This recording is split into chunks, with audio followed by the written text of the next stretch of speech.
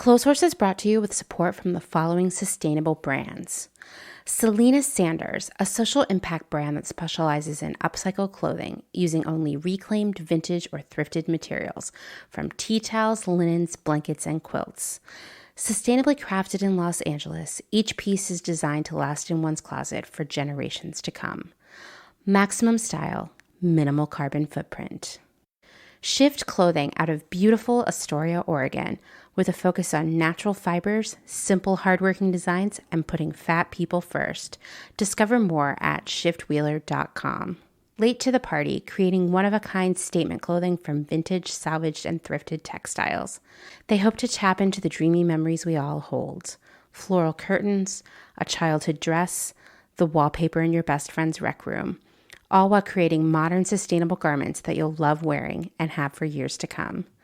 Late to the Party is passionate about celebrating and preserving textiles, the memories they hold, and the stories they have yet to tell. Check them out on Instagram at Late to the Party People. Vino Vintage, based just outside of LA. We love the hunt of shopping secondhand because you never know what you might find. Catch us at flea markets around Southern California by following us on Instagram at vino.vintage so you don't miss our next event. Gabriella Antonis is a visual artist and an ethical trade fashion designer. But Gabriella is also a radical feminist micro-business. She's the one-woman band trying to help you understand why slow fashion is what the earth needs. The one-woman band to help you build your own brand. She can take your fashion line from just a concept and do your sketches, pattern making, grading, sourcing, cutting, and sewing.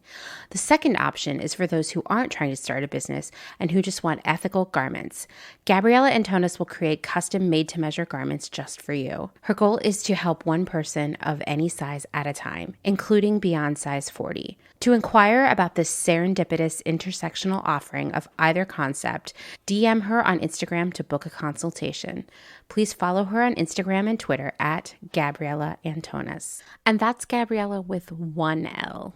Gotta get that spelling right. Dylan Page is an online clothing and lifestyle brand based out of St. Louis, Missouri. Our products are chosen with intention for the conscious community. Everything we carry is animal-friendly, ethically made, sustainably sourced, and cruelty-free. Dylan Page is for those who never stop questioning where something comes from. We know that personal experience dictates what's sustainable for you, and we are here to help guide and support you to make choices that fit your needs.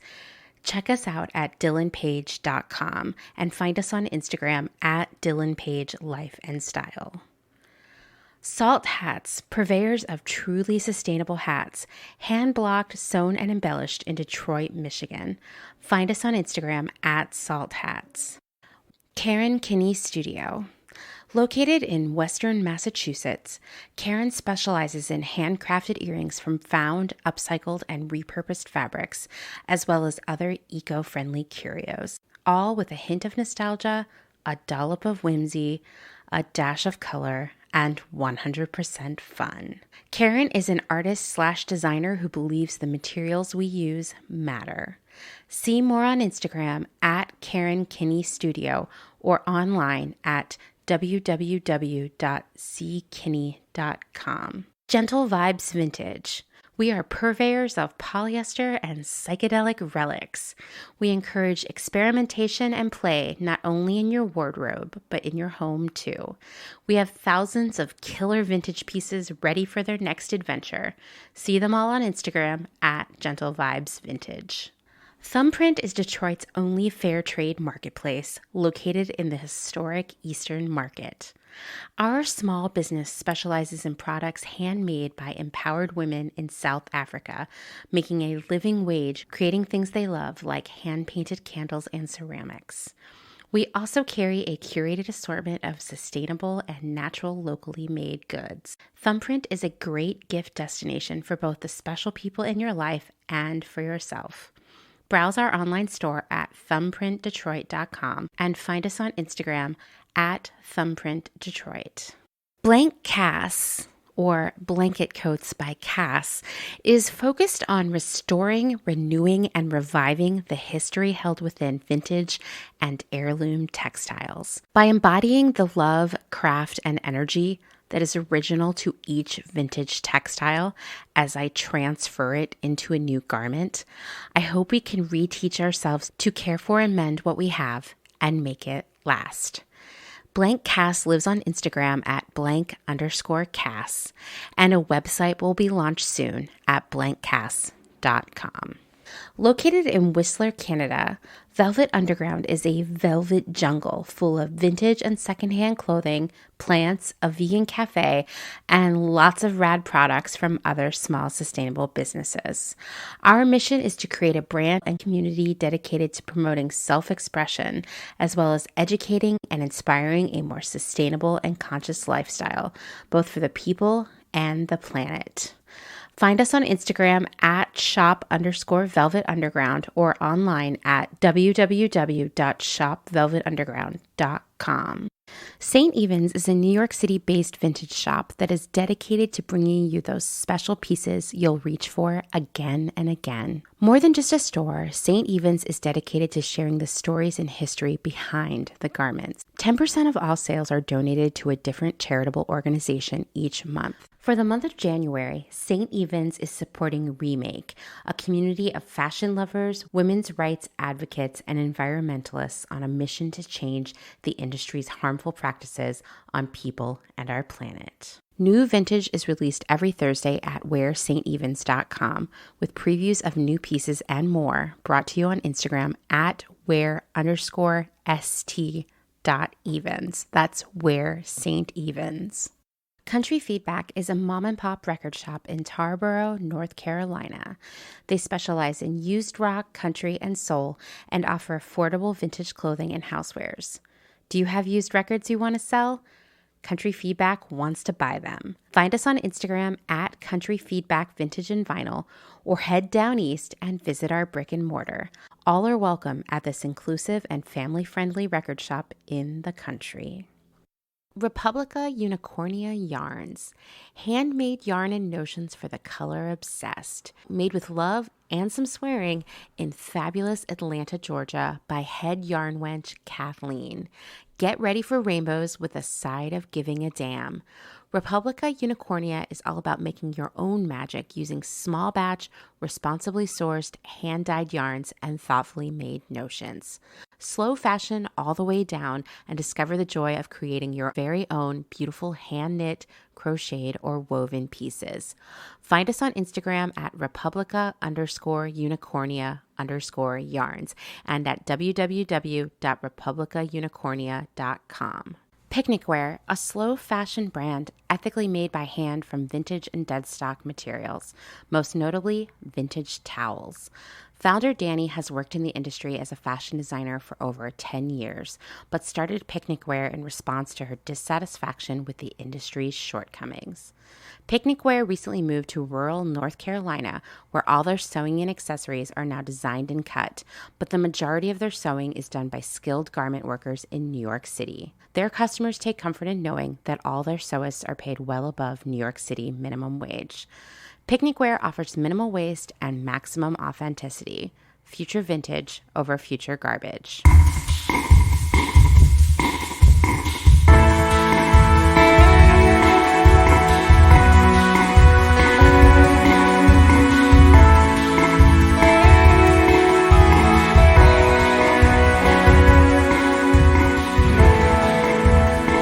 Welcome to Clotheshorse, the podcast that has been trained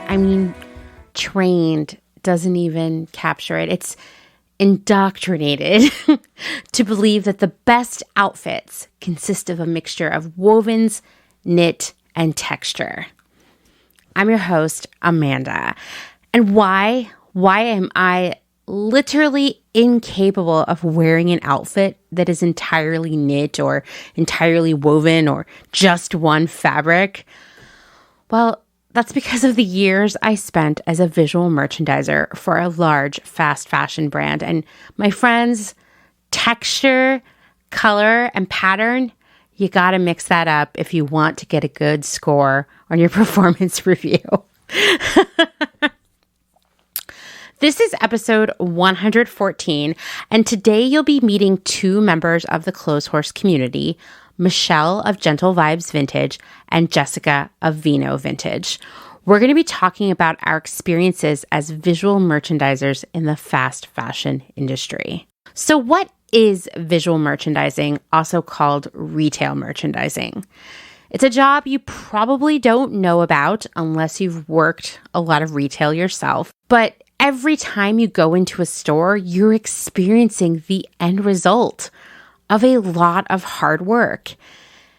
If you spot a captivating outfit on a dress form, or you've shopped a table full of items that just seemed to belong together, if you've ever bought an entire outfit from a mannequin, visual merchandising has worked its magic on you. Visual merchandising uses floor plans, color, lighting, fixtures, displays, outfitting, signage, and so much more to persuade customers to open their wallets and spend more than they were probably planning. Think of a visual merchandiser as the person behind the magic of shopping. Sure, the designers, they designed the product, and the buyers, they bought the product. But the visual merchandisers are the ones who make us want to buy it. It's hard work. It never pays well, and you have to deal with customers. You also get, strangely, a lot of scratches, cuts, and splinters along the way. Your feet always hurt. You're pretty tired and stressed out. Yet it's a job you kind of love.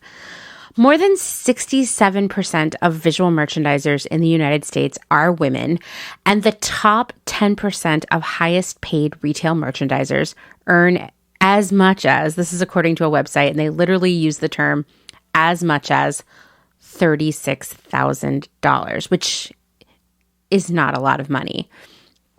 I would argue that the low pay for this important and highly skilled / creative job is a result of retailers, not wanting to pay anyone, particularly their employees working in the stores. And, of course, women comprise a big chunk of the workforce in this role, and, people don't like to pay women either. Michelle, Jessica, and I are going to share the great parts, the hard parts, and everything in between. And we'll also be talking about scammy job interviews and why no one, not even you, should ever work for free. But before we jump into that conversation, I have a great hotline message for you. Seriously, I love this message so much. It gave me so much to think about, and I have a feeling it will do the same for you. Our caller, Sarah, works in the tech world, and she's going to tell us about the pressure to upgrade our stuff and how she has come to terms with it. So let's give it a listen. Hey, Amanda. My name is Sarah. I live in Seattle, Washington. I kind of wanted to share my story, and I think what my experience has been aligned so well with so many of the topics that you cover. So I am currently working tech, and I work kind of in product management, but prior to that, my training in school was I was an industrial design student, and industrial design is like furniture, house items, toys, like kind of any physical material object. And because of that, I just loved beautiful objects. I got into it because I loved, aesthetics. I loved functionality. I loved how things, really worked in your life. And I wanted to get better at that. And kind of separate from that, I grew up kind of lower middle income. And because of, working really hard in school and a lot of other factors, I was able to land a 6-figure tech job out of college, which was really overwhelming at first because I didn't grow up with money. I never expected to get the tech job. I was completely blown away that I got it. And so I was kind of thrust into suddenly having money and was very overwhelmed. And I think I got very caught up in what my colleagues were buying and what my colleagues, the life that they had, many of them growing up significantly more wealthy than I did. And so once I started working, within a couple months of me working there, I would just mention I have a French press, and people would say, well, when are you going to upgrade to my coffee machine that's $6,000. Or I'd mention that I drove a used Prius, and they'd be like, oh, well, my Tesla's amazing. And it was always like, Sarah, when are you going to upgrade? When are you going to upgrade? You know, you're making good money here. You should upgrade. You deserve to upgrade. And I think it kind of got me in this cycle for my first few years of working, of never being satisfied with what I have. And I bring up my design background because I think because I grew up lower income, it was kind of the belief of like, okay, I've always deserved nice things, and now I can have those nice things. But also the search for nicer things made me really unhappy with everything I had. Like, my house never felt done. My closet never felt done. Everything was constantly in evolution, which meant I was constantly dissatisfied and then constantly looking to upgrade, as my colleagues would talk about all the time and as others would talk about all the time. And so I bring this up because I love you talked about Marie Kondo a couple times, and the pressure that we put on our objects to fulfill all of our, does it spark joy? I think as an industrial designer, I really resonate with that because I'm like, yes, everything should be perfect. Everything should spark joy. And I think what I've been learning as I've been trying to monitor my consumption is that I own so many things that work so well. And up until I started doing a no-buy year in 2022, January 2022, so it's been like 3 weeks of not buying anything new.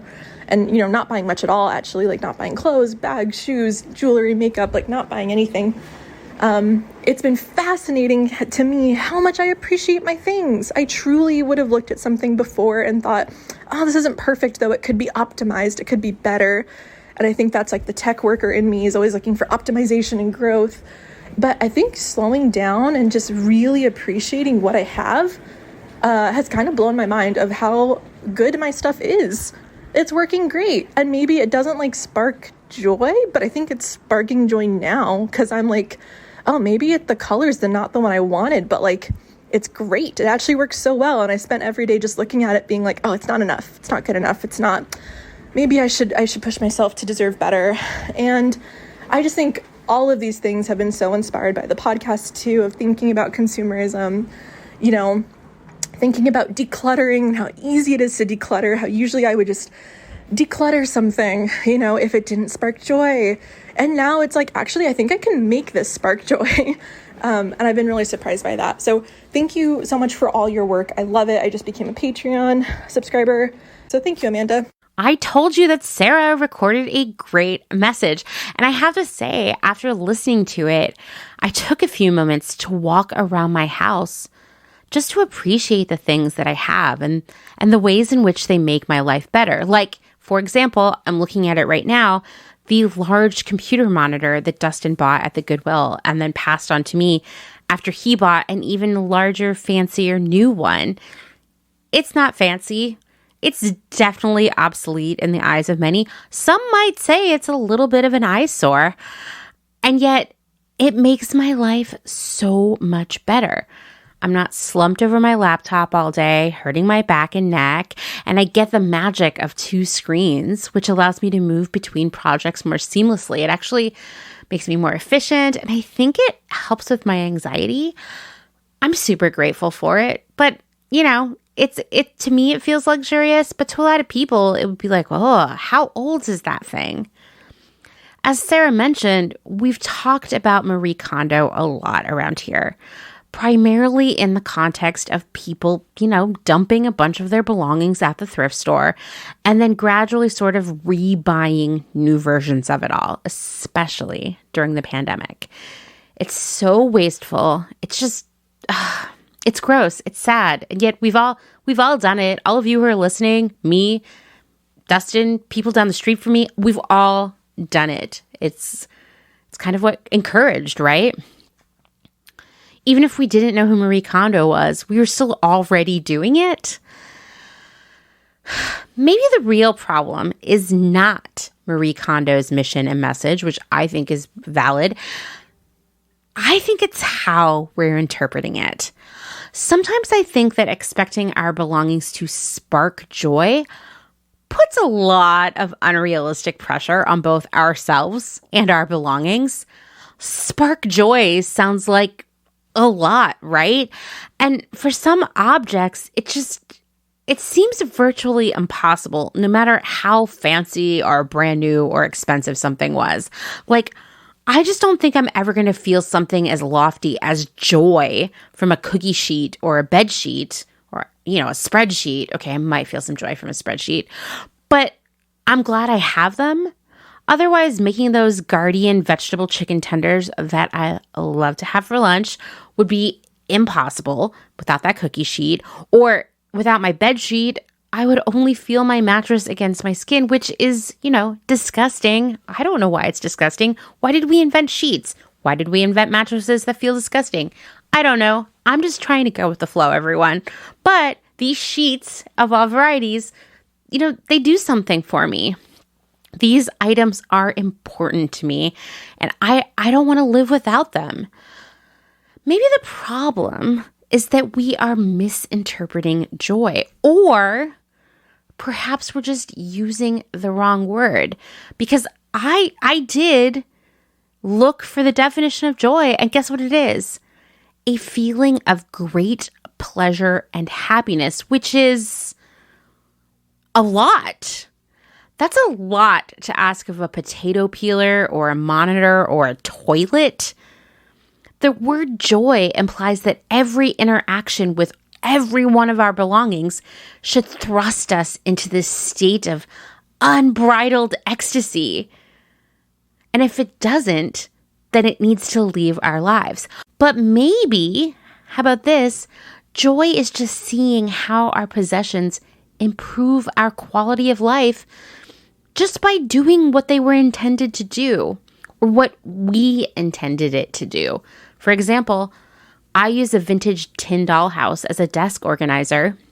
I needed an organizer for all of my mailing stuff and all my pens and whatnot. And the dollhouse is cute. Do I faint with joy every time I see it? No, but I'm glad it's there. And I like that it represents me and my style. It's cute, it's secondhand, and it makes a surprisingly effective organizer. Like 5 stars, right? Doing its job, making me pretty happy. Maybe not in a unbridled ecstasy. I don't know if I would call it joy, but it makes life a little bit better, right? I would say that the expectation of joy sets us up for disappointment. I would also say it creates a sense of longing. It encourages us to believe that perhaps this item doesn't bring us joy, but the latest, greatest, most expensive version of it will. And conversely, when we don't have that model of the item, we're doomed to never experience that spark of joy. It's depressing. It doesn't help that now, more than ever, we need an excuse to buy things because we look to things to bring us the joy we once got from people and experiences like traveling and parties and hugs and dates. We're looking really hard for joy right now. And if there's one thing our consumerist culture has taught us, it's that joy comes from something new because it gives us that momentary hope that this new thing, this one, will be the beginning of a better life. I would argue we need to stop expecting items to spark joy. We need to replace that phrase with something like makes life easier, brings comfort, saves time, saves my energy, makes me not have to feel the mattress on my feet, or it's just there for me when I need it. It's not lowering our expectations. It's actually shining a spotlight on the true purpose and value of our belongings.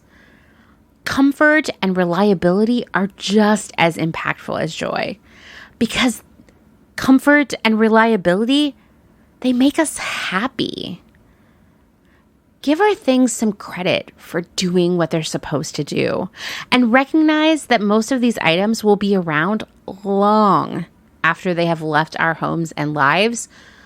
So it's important to have a long, happy relationship with them, even if we're not filled with ecstatic joy every time we use them or around them. Thank you so much for such a great message, Sarah. If the rest of you want to keep this conversation going or start a new one, please record your own voice memo on your phone or computer. That's what Sarah did. And email it to me at amanda@clotheshorse.world. You can also call the Clotheshorse hotline. That number is in the show notes. I love hearing new voices on the show, and I can't wait to hear from you.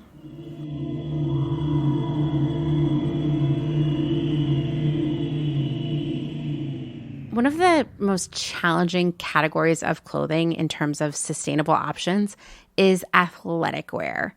Yet you can't go out there and work out in a pair of jeans, or you don't want to go for a hike or a long bike ride in a dress. Although, yes, I've done both of those. I have many regrets about it. Don't be like me.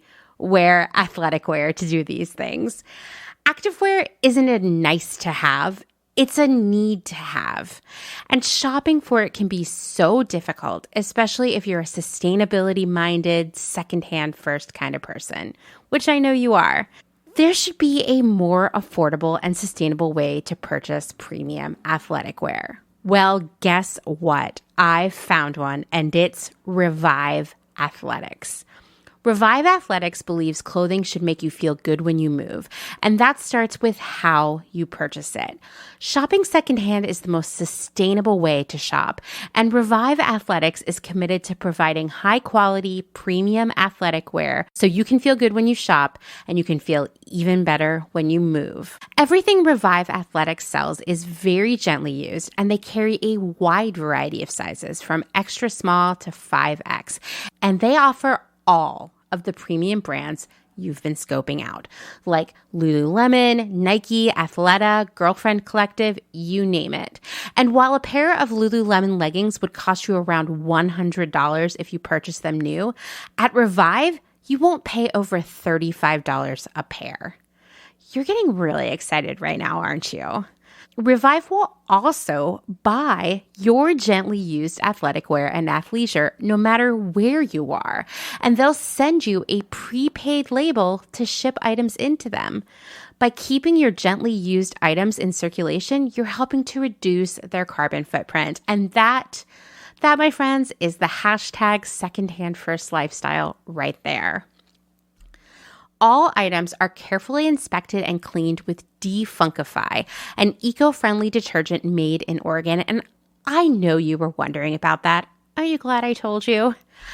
Revive Athletics is committed to building and supporting community. They offer classes in their space in Portland, Oregon, and they also donate items to Rose Haven, a Portland day shelter and community center serving women, children, and gender diverse people experiencing the trauma of abuse, loss of home, and other disruptive life challenges. What an incredible place to shop.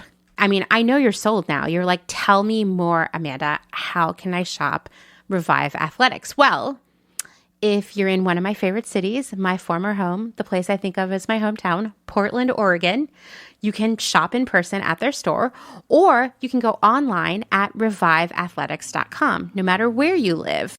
And even better, I have a special offer exclusively for members of the Clotheshorse community. Use promo code REVIVEIT15 to get 15% off your first purchase. And don't worry, I will include that in the show notes, so you don't have to run and grab a pencil right now. The next time someone asks you where you got your athletic wear, you can tell them, thanks. It's Revived. And know that you made the best decision and saved a heck of a lot of money too. Once again, that's reviveathletics.com.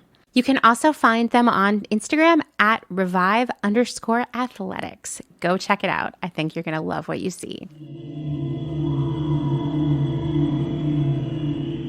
I spent the first 10 years of my career working for the same company, and I will be honest with you, yes, if I could build a time machine, I might go back and quit that job and go work for another company.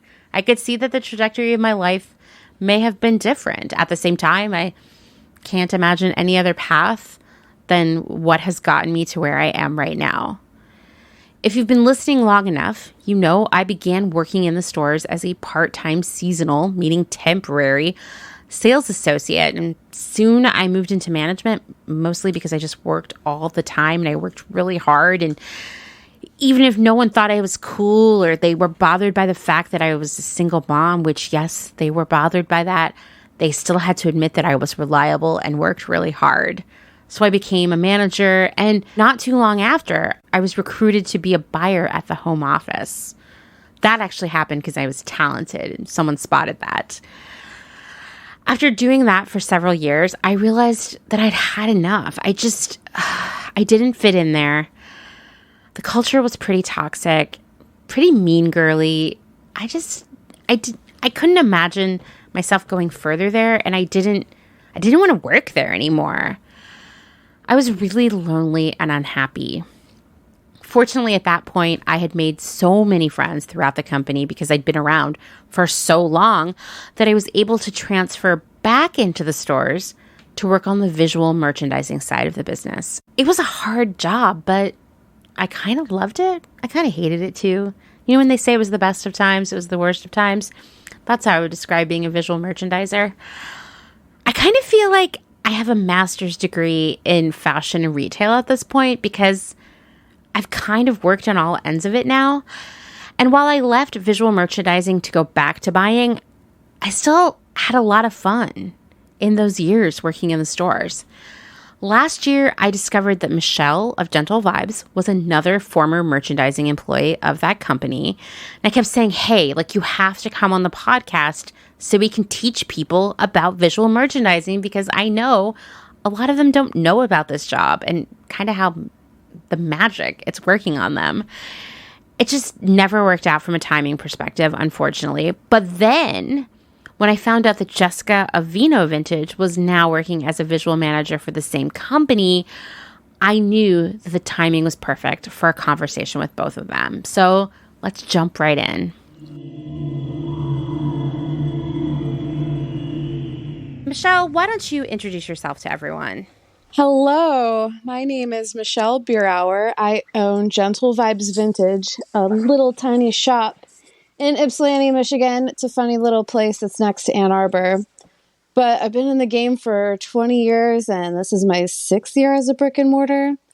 Super fun. Before that, I was a talent buyer for a bar and booked bands for a living, which was interesting and a lot of fun.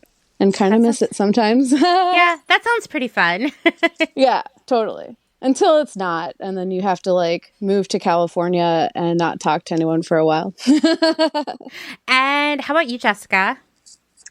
Yeah, so my name is Jessica. I own Vino Vintage, which I've been doing for about 2 years at flea markets and online. I've been working retail for the last,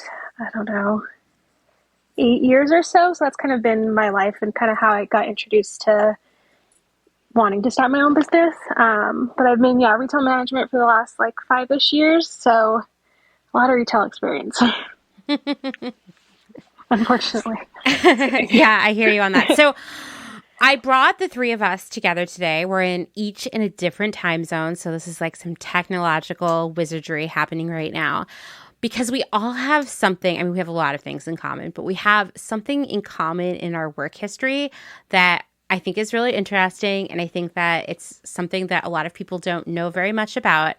And that is that the three of us all worked in visual merchandising for the same large corporation that has several fast fashion brands under its umbrella. So we're not going to name that company here. But I'll just say that I worked as a store merchandising manager, which basically means I was in charge of the visual merchandising direction for my store. We'll go into that more, what that means. But Michelle, why don't you tell us, what did you do in the merchandising realm for this big, evil corporate conglomerate? Yeah, I know. I was thinking about it today because I follow them on Instagram still. And they had a really, I know. And they had the most, the thing they posted today was just spot on for how I felt about the holiday shopping season.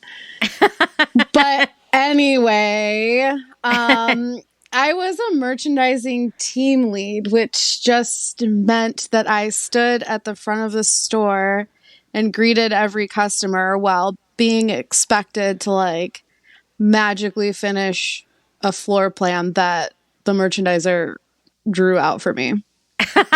I mean, I can't wait for us to go into this because even as being the store merchandiser, if I were going to say one thing about that job and the experience that I carried away with me, or at least the emotion that I remember the most from that time, it's that I never felt like I could get even close to getting done what I was expected to get done.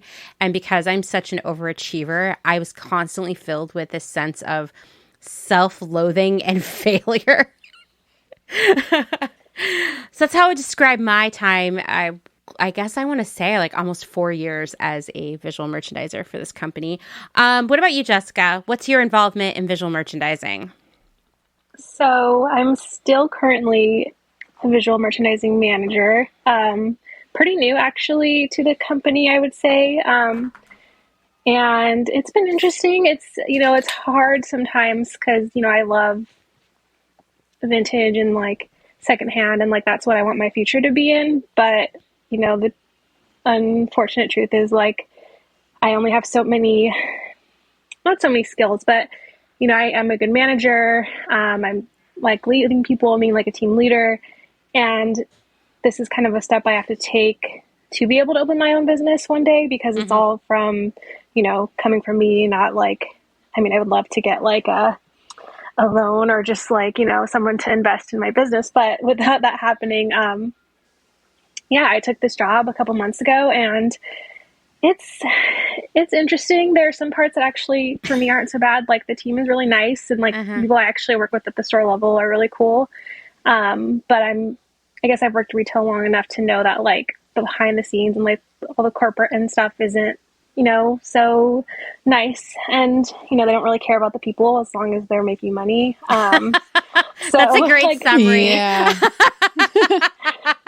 So I know that, and I always keep that at the back of my head. But I just did my first holiday with them, and that was crazy.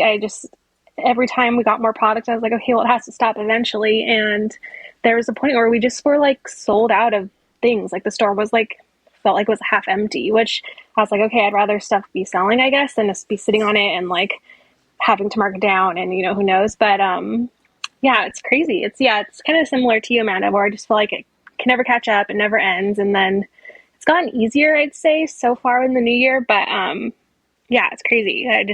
The amount of product is insane. It's insane. So let's put a pin in that because I have a lot of thoughts about that. And I know we have similar experiences and thoughts. Oh my God, allocation. Yeah, right. But like before we go into that, I think it's really important for us to explain what visual merchandising is on the retail level and like what a visual merchandiser does, because I feel like for as hard as that work is and how much thought and effort and time is going into it, it's largely invisible to customers, right? Like they don't understand that there is someone who is getting up at 5 o'clock in the morning, going to work and crying about how are they going to fit all these sweaters into that wall, And it's like invisible, right? Like you just don't realize that's like there's a whole team of people working every day really hard to make the store look nice. But beyond that, put things in front of you, the customer, in a way that will make you want to buy it, that will make you notice this stuff. Because it's true. There are parts of the store that you put anything there, it will sell. There are parts of the store you put anything there, no one will ever buy it. Like you can hide stuff away. And especially for the company that we have all worked for, the stores are so huge and there's so many fixtures and tables and walls and corners and there's so much product. There are places in the store that are like dead zones where you sometimes will hide things that come in that you're like, why did we get that? So I would say, and I want you guys to jump in after this and tell me anything I missed, but visual merchandisers and the merchandising team are responsible for getting that product out on the floor, creating displays, moving stuff around in reaction to sales. There's all kinds of fixturing and floor sets and signage and there's just shipment every day, it feels like. And it's your full-time job to move stuff around, basically. Yeah, it sucks. Like the store I worked at got shipment 5 days a week, and I had to open at 7. And we were so short on payroll, they had a brilliant idea to make me an operations supervisor so that I can have a key. Wow, that is classic. And I would literally be responsible for placing every single new thing, that came in 4 shops. And I had to have it all like done before 10 a.m. Yeah, that's the thing. 10 a.m. is the magic number. I mean, Jessica, I don't know what time your store opens, but I suspect it's 10. And 10 is like, in theory, and this is like, someone told me once that the Bible is really successful as a book, as a way of life. It's like, the basis of this entire religion, because a lot of the ideas it puts forth are just completely unachievable for the average person. And so it keeps people engaged, and because they're constantly trying to achieve this like saintly lifestyle. And I feel like for the company we worked for, the thing that we were always trying to achieve that never was going to happen, well, there were 2 things. One was that all of the work on the floor would be done at 10 a.m. when the store opened, which never happened. No boxes visible. No boxes visible, exactly. And number 2 was that you would get all the shipment out on the sales floor every week. It was a joke. And get all the markdowns. Oh my God, I know, such a joke. I mean, when you talked about the payroll, it really triggered something for me. My whole fashion career began actually working retail for the same company where I was a visual merchandiser. And in the beginning, when I started working there, it seemed like we had all the money in the world for payroll. And so we really would get stuff done by 10, and there would be no shipment in backstock. And then with each month, each year, slowly our payroll was eroded to the point where I would come in as like the store merchandising manager, and there'd be like a department manager there with me and like 1 or 2 other people, and we would get 100 boxes of shipment. And that was when the we're never going to get this done, I'm never going to get this done feeling began for me. And I mean, I was salaried. There would be nights I had to be at work at 6 a.m. every morning, which also will kill your social life. Oh, 100%. Because I'd get up at like 4 to ride my bike to work, and I would get in there at 6, and it would be like 6 p.m. when I left, and I'd be like, wow, there's still 50 boxes of shipment in backstock. And I was like tagging stuff and processing things and folding and hanging and running around. And it was a fun job, and it was a hard job, and we'll go into that. But I think the thing that really struck me beyond the ever declining payroll, which I'm interested to hear if Jessica has this issue at her work, but the other thing that struck me was just the non-stop flow of new stuff, like every day. Jessica, do you get shipment 5 days a week? So we get 2 separate deliveries. One is apparel and one is like home. So we get apparel almost every day, and then home over holidays it was anywhere from 2 or 3 times a week. Wow. But now it's going down to once a week. So definitely less. It might have a lot to do with supply chain issues right now, because we got a lot of late receipts too.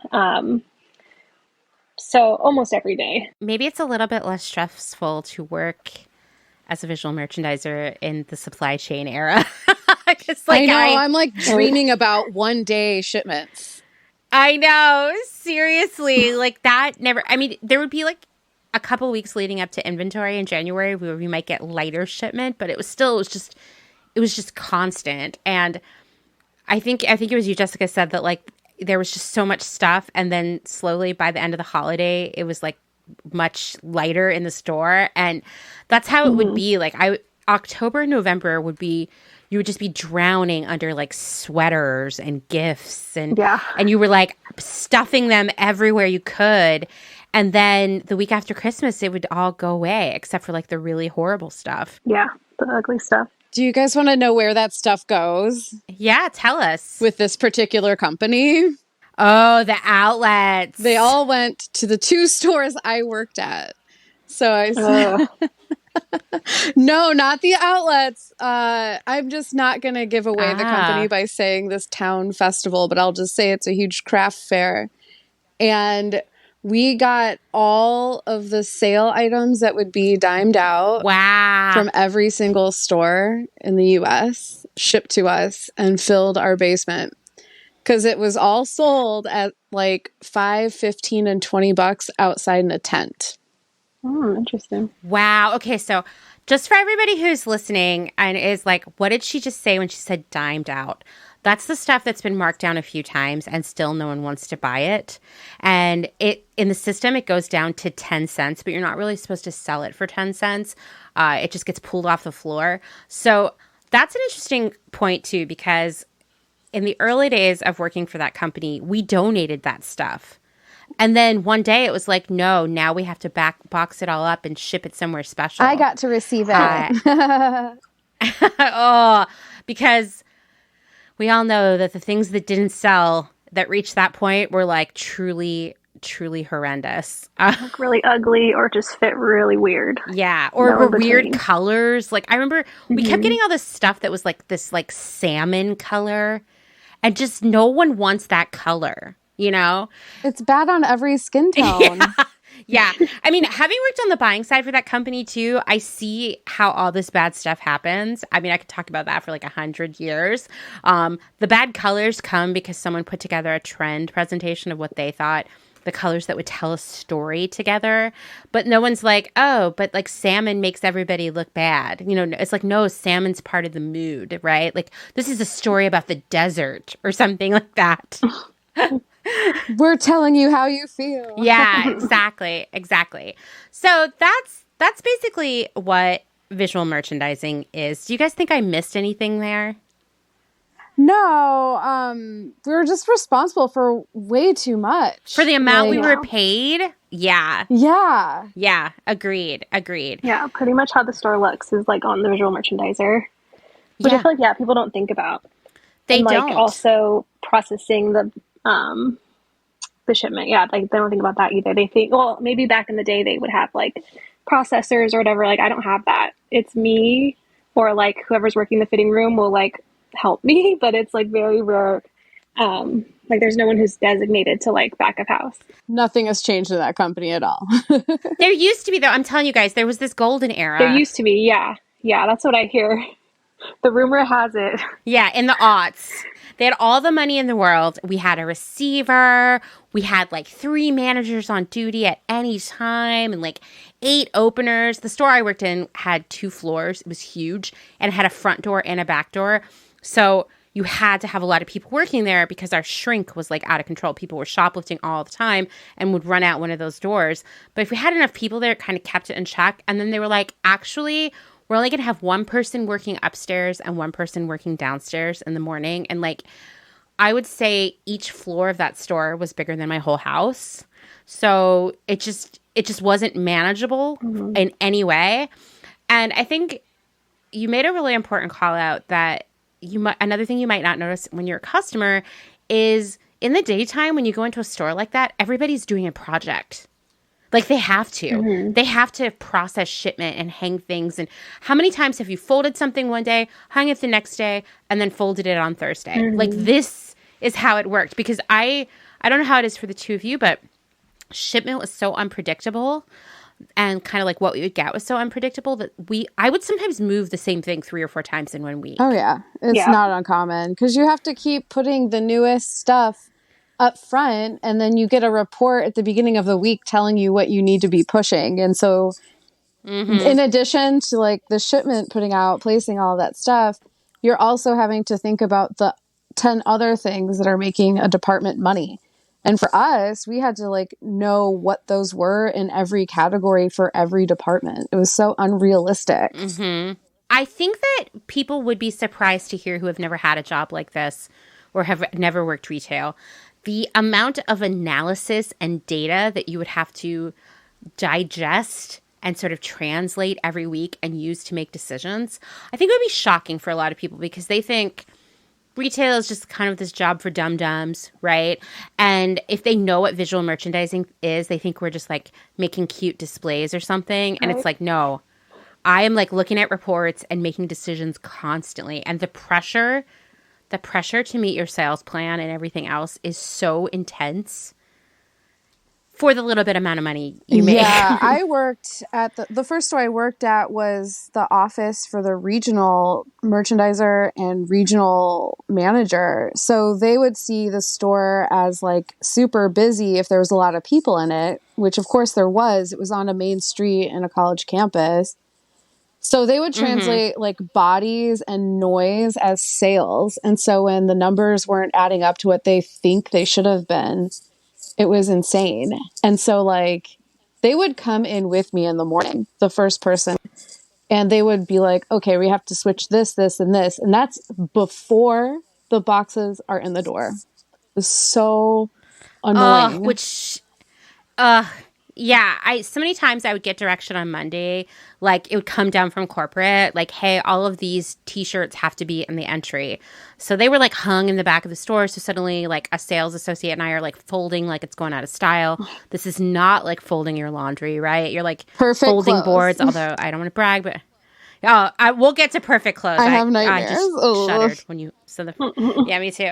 But like I can drop fold really well, but you're using folding boards, and you're like it's precise. So you're there were like 100 t-shirts that were hung. Now we're folding them. We do all this work. We've rearranged the whole front table. It takes 3 hours. The shipment arrives, and it's like 17 boxes of denim that have to go on that table, and you're like, why? Like it's a really, really challenging feeling. Like it's just a lot of like critical thinking too, which I feel like people don't think that we would do in that position. But yeah, you got to all make it fit somehow and make it look cute still. So absolutely, you do. It's the critical thinking. That's a great way to call it. It's like problem solving. There's so much crisis management, and you really have to be on your toes because you don't usually have enough help. There's not enough time. There are customers. Everything is so unpredictable. Your day, especially if you're like also like a department manager or something and you're working on this and like maybe someone sets off the door and now you got to take them to the back and like there's 3 hours out of your life. Or like one time when I was a visual merchandiser, a truck ran into the side of our store. What? And I know. I mean, this is the kind of stuff you have to deal with, right? So a truck ran into the side of the store and everything fell off the wall. And it was the housewares department. Of course. So everything also broke. Yeah. So I'm like cleaning that all day, but then I can't leave with an empty wall. Like my district merchandiser's on the phone, like, you've got to fill that in before you go. We can't just leave that there. And I'm like, well, all the product got broken. I don't know what to do. And she's like, fill it with whatever. So then I'm like folding all the quilts I can find in backstock and creating a whole wall of quilts like that I'm going to take down in 3 more days when new inventory arrives. And it was just a lot of that all the time. When you're a visual merchandiser, it's not like the fun artsy craftsy job that you think it's going to be. But I don't know about the two of you, but in my store, working on the merchandising team was like the most sought after job you could have. And people would like stab each other in the back for it. 100%, dude. I remember my last day at the first store I worked at. Like, I had pissed off a customer on the phone on purpose just because I could. That sounds kind of nice. It's like, it felt so good. It was just this like old, you could tell it was like an old man who wasn't used to being told no. And he wanted me to literally call every store in the company to find this dress because his like little brat of a daughter wanted it. And I was just like, I'm sorry, I can't do that. And I hung up on him, and it was awesome. And so the next day I came in for my shift at 7 a.m., mind you. It was my last day. And the one manager who I heard still works for the company, she's always been like the biggest bitch to me. And she goes, Michelle, we cut your shift today. You can go home. Wow. And I like did not let her know that I was super pissed off. I was like, oh my God, thank you so much. I have so much stuff to do for my new job. It's crazy, which I did at the time. I got a job as a visual merchandiser and window dresser at a small business in Ann Arbor, and it was amazing. It was called Middle Earth, and it was owned by this like little sweet lesbian couple. And She started it in 68 with her scholarship money because she got a Fulbright and decided it was bullshit. Wow. I think that's a power move. Yeah. But yeah, like I was stoked. Like, hell yeah, I got the morning off and you're the loser that has to like process 100 boxes of shipment without me. Dude, that story is so classic to my experience working there that, like, I feel like that exact thing happened at my store like 75 times a year. Yeah. But my merchandiser loved me. We're still friends to this day. And she made sure that I was rehireable, which actually, like, 5 months later was a godsend because I, like, moved to LA and got the same exact position, but for like $3 less an hour in arguably the world's most expensive city. Wait, what? Yes. So I can't say the name of the store. It has a very unique name that has the address in the name without like giving away what company this is. But yeah, I moved to that store, which if you want to get into technicalities, oh, my dog is crazy. That's Roscoe. He's precious. But anyway, we had 3 entrances. Oh, yeah, you did. Yeah. 3 entrances. And upstairs was the office for everyone that was corporate on the West Coast. So every single day, we would have the merchandiser for the entire company walk through and tell the store merchandiser and the regional merchandiser to tell us to switch everything around. And this is like every single day. And that store, so annoying. oh, seriously. And that store needed to be perfect closed every single night. I'm not joking. Oh, every single night. My God. Okay, so let's talk about perfect clothes because we've hinted at it. First off, Jessica, do you ever have to do perfect closes at your job?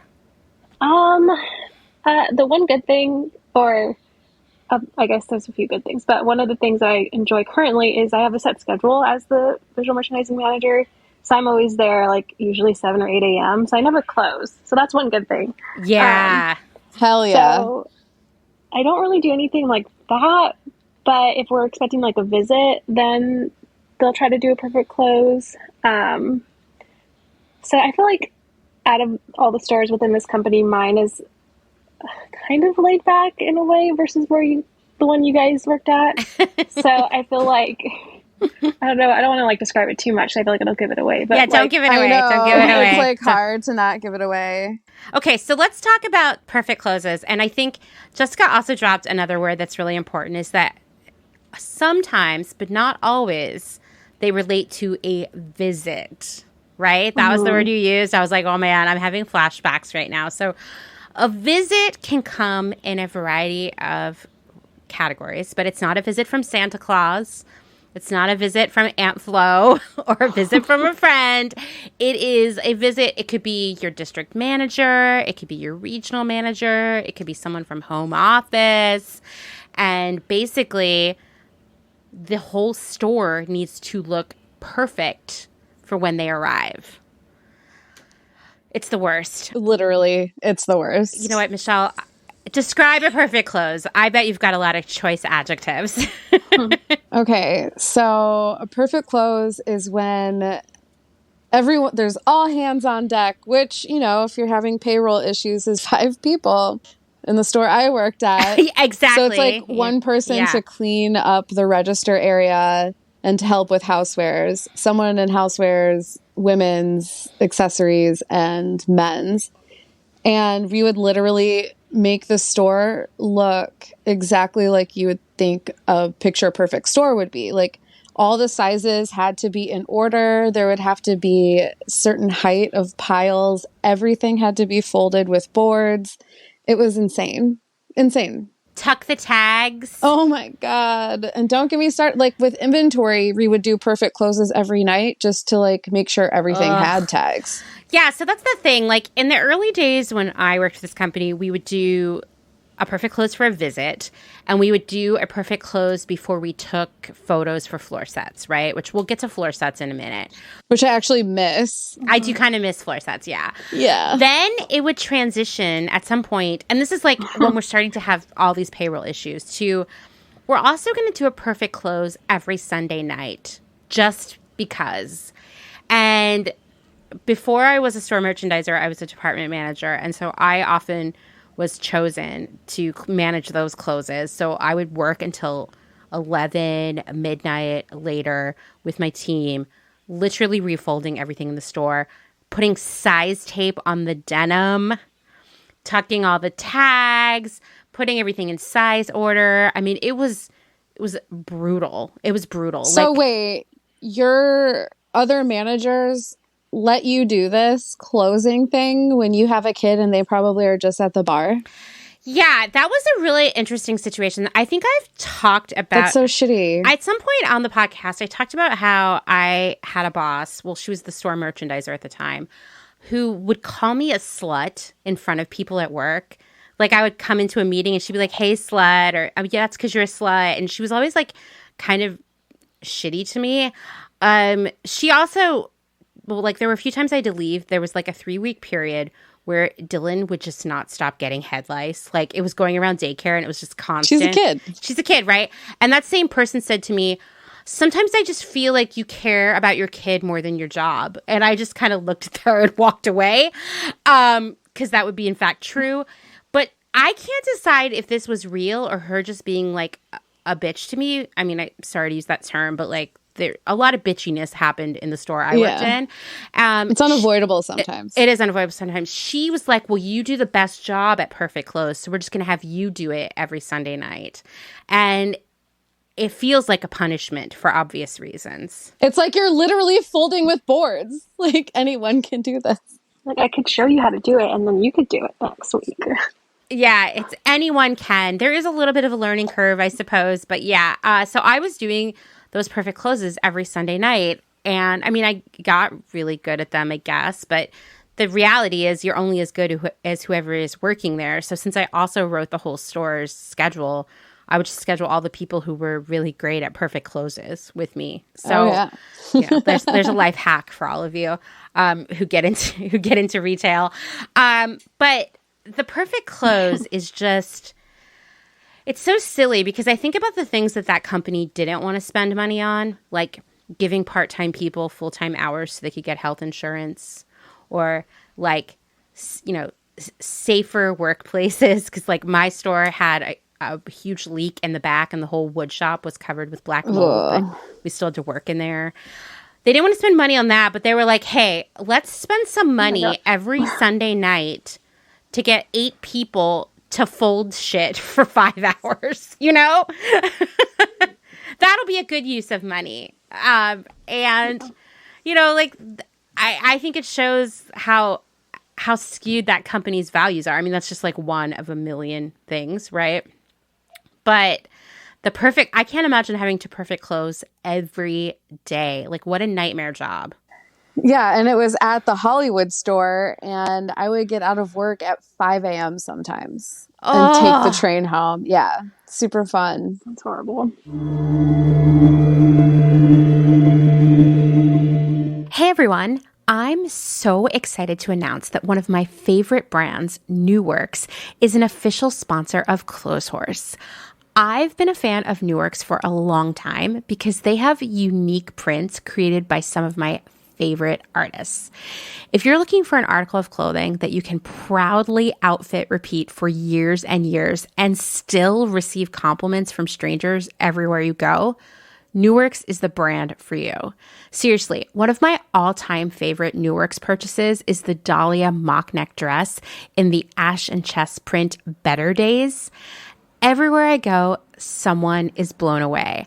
I may have recently received a free breakfast taco from a barista just for telling them where I got my dress. I've also found that while all of the New Works prints are unique conversation starters, all of the pieces themselves are easy to mix and match into an almost infinite array of outfits.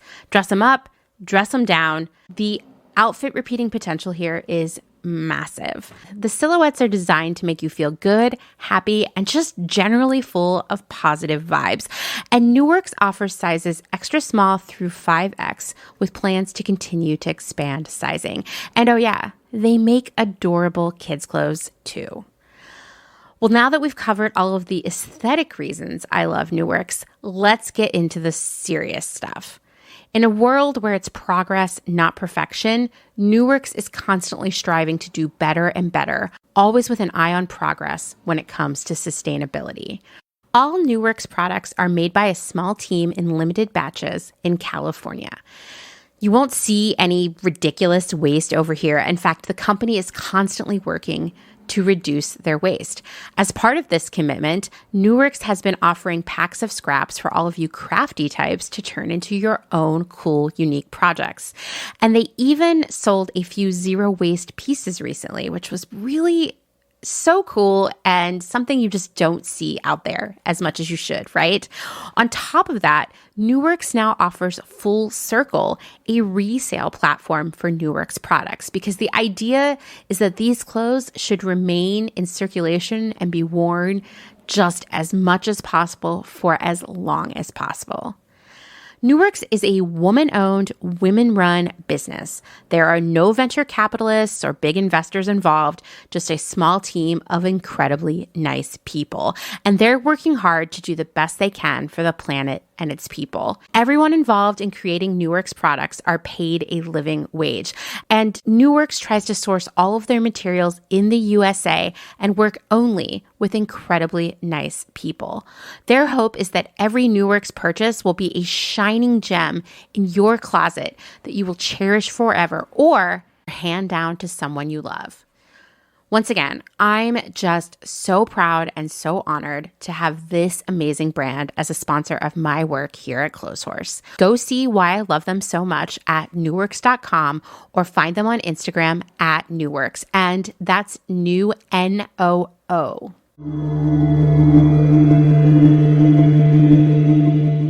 Okay, so let's talk about floor sets, because you guys both seem pretty excited about floor sets. Yeah. I miss them. Okay, so tell everybody what they are. So at the beginning of a season, you'll get a book from your regional merchandiser who got that book from whoever, I don't remember. It's like the sister of the traveling. I know. The sisterhood of the traveling pants. And so this company chooses like one of their high performing stores to send people to. I've been to one. It's kind of awesome to like work on one of these things. So you go in, they get everyone hands on deck, and it's like these people are salaried and they're taking full advantage of working them 80 hours a week. Oh my God. Yes. I think that's an important thing to call it too, is like, you were probably hourly. Jessica, Yeah. Are you hourly or salaried? I'm hourly. Okay, so I was salaried. And if I only worked 60 hours in a week, my They make you feel bad about it it. would make me feel terrible. It would make me feel terrible. You'd have to do an overnight. And it's insane. Yeah, totally. Yeah, so they pick one store to like set and then photograph, and then they make a lookbook basically of how the store should look, and they send it to every store. And depending on like what your store's architecture is like, sometimes like regionally, because like the West Coast stores will have like bathing suits year round sometimes, and like obviously the Midwest store I worked at, we would focus on like denim and basics. And always with like a quirky thing, like a skirt over it. And it always looked bad. But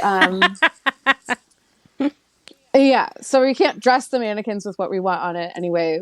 But I'm getting off track. So they photograph everything, send it to us, and redo our interpretation. And then we'll have a walkthrough with regional merchandisers and managers, and they'll tell us if we nailed it or not.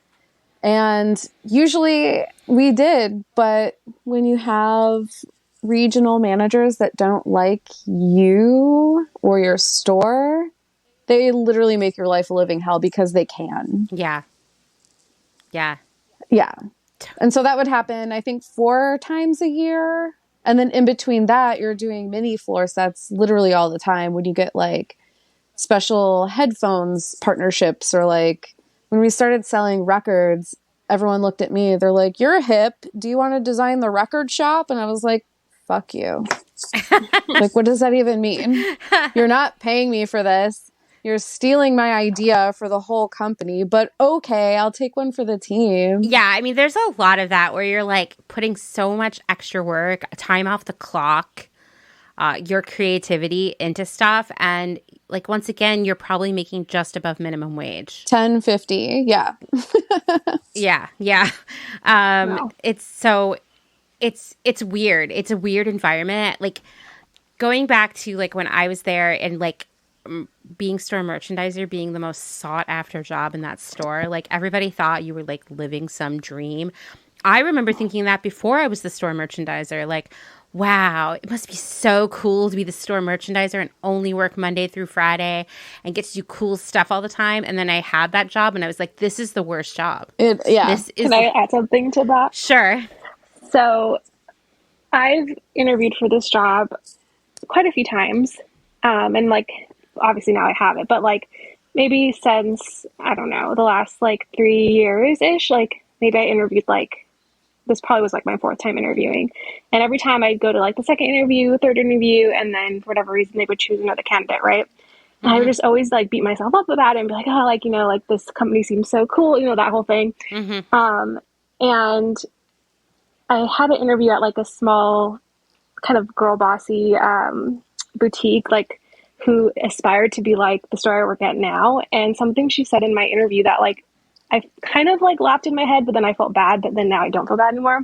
Where she was like, oh, like, you know, what inspires you? Da, da, da. And I would like tell her, she's like, oh, well, I'm so inspired by this store that I work at. And in my head, I'm like, out of all the stores that you can be inspired by, like you choose like this chain.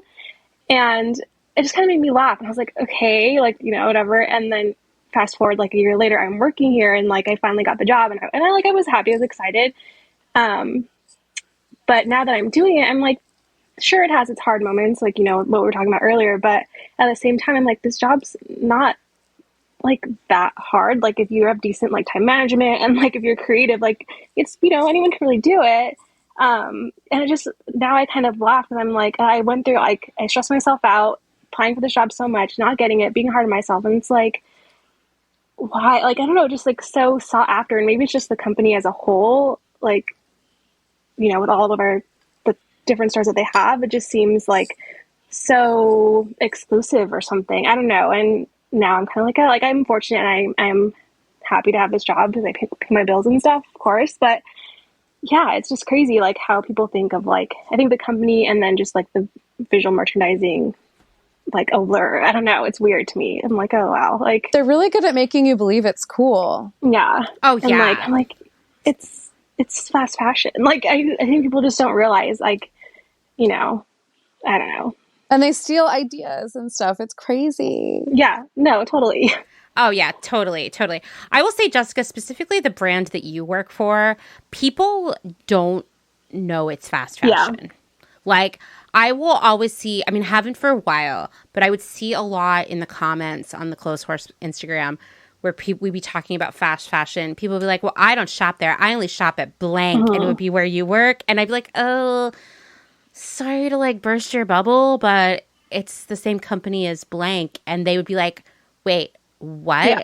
And I'm like, yeah. I'm like, sorry, because the wood, like the floor is hardwood, and like there's some like unique like fixtures doesn't mean it's not fast fashion. Totally. And working on the buying side for that company, I will tell you that all the clothes that are sold at all 3 of their brands come from the same factories and cost roughly the same price. Yeah, pretty much.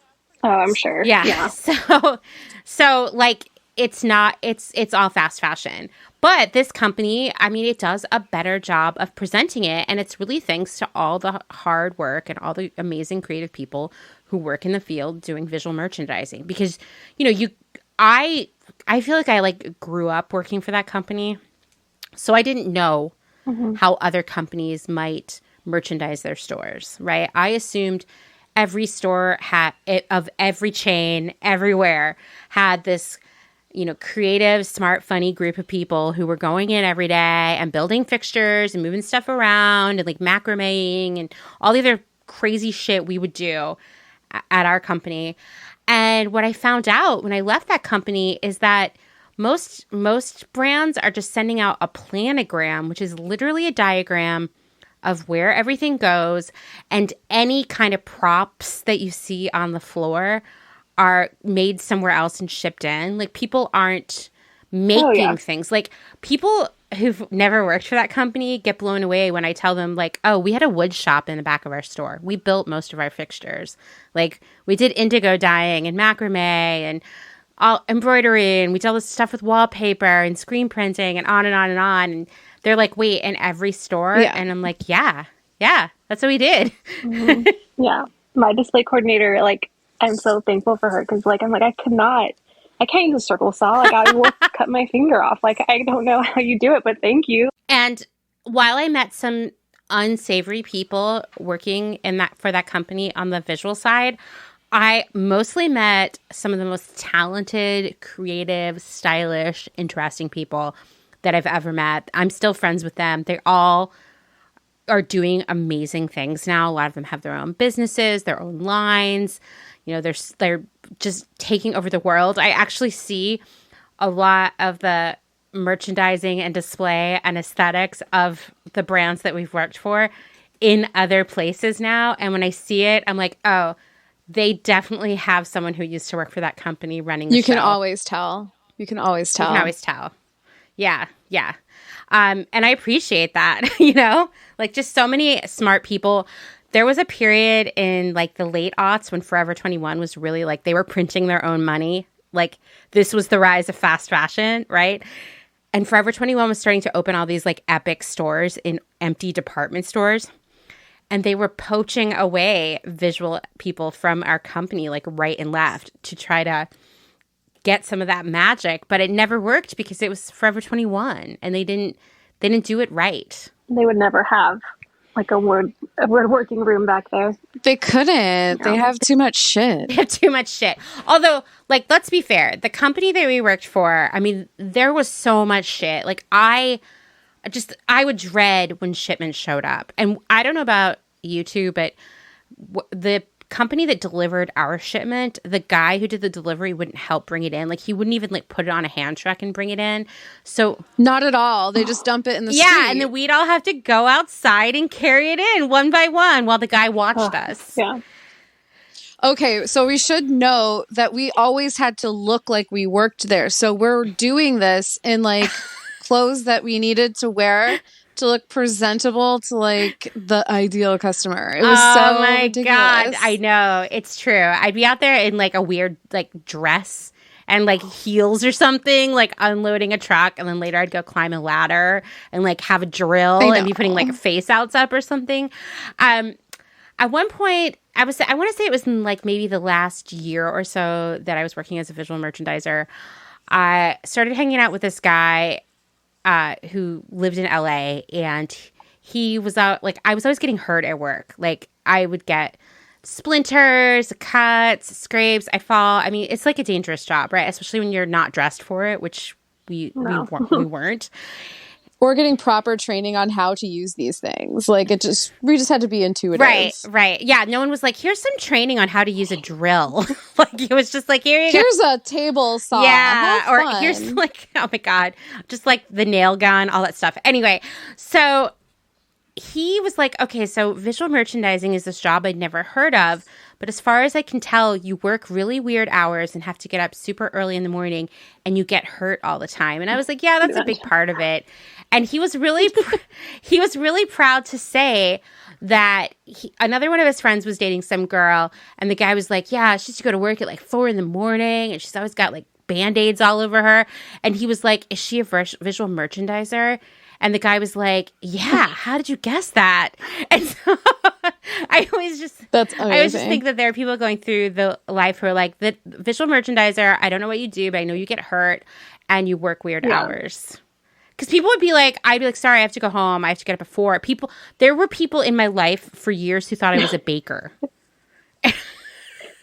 My roommate would legitimately be partying still when I'm leaving for work. God. Yeah. It was the fucking worst. I worked at Yeah. Forever 21 actually as a visual manager briefly, and at that time I was trying out online dating, and I had that as like my occupation.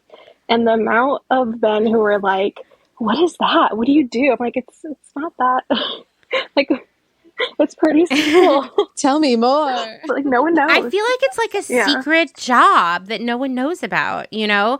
And like there's so many of us doing it, and it's like so much work, and like the fruits of our labor are evident every day, but it's sort of an invisible job.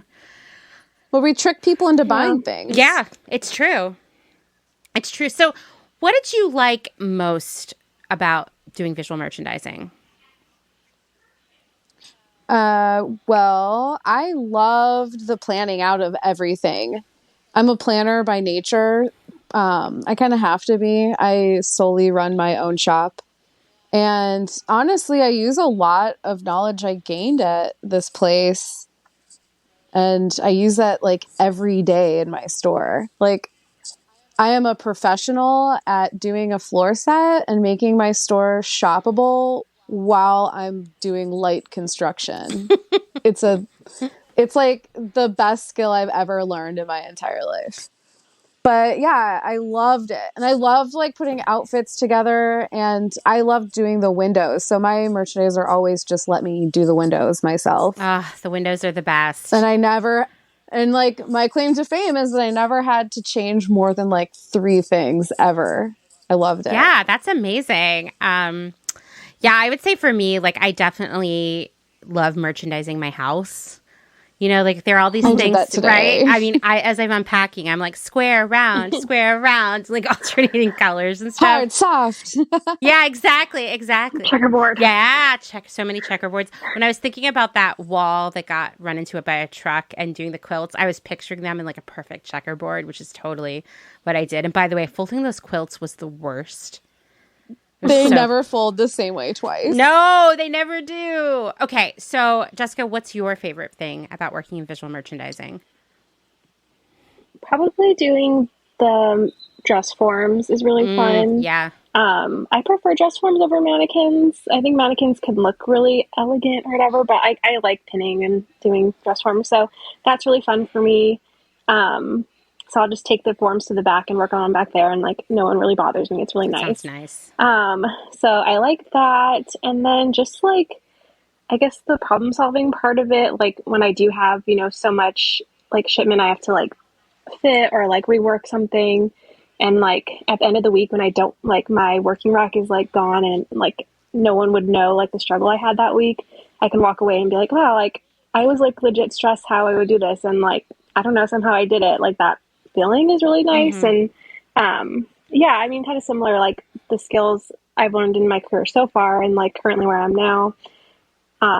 That's definitely stuff I'm going to take to like when I have my own store one day. And like, I just know my visuals are going to look so great, but you'll like, totally use it too. The creative trust part, me. like, yeah, like that's the fun part, for me. So yeah, probably those things for sure. I can agree with that. Okay. So here's the other question. What's the worst part of it? Being responsible for humans, because while you're trying to do all of this shit that you're responsible for, and like having maybe to work with a department manager, a store manager, regional people, on top of all that, you're managing human beings in a workplace and you're still helping customers. I hated that shit. Like, and then I have to like get an entire shop merchandise for you. Okay, cool. Before 4 p.m. I agree. I think that's another part of the job that people probably wouldn't realize is that often you're managing a team, or like for the company we worked for, if you were the store merchandising manager, you were the partner of the store manager. So basically everyone who worked in the store also worked for you.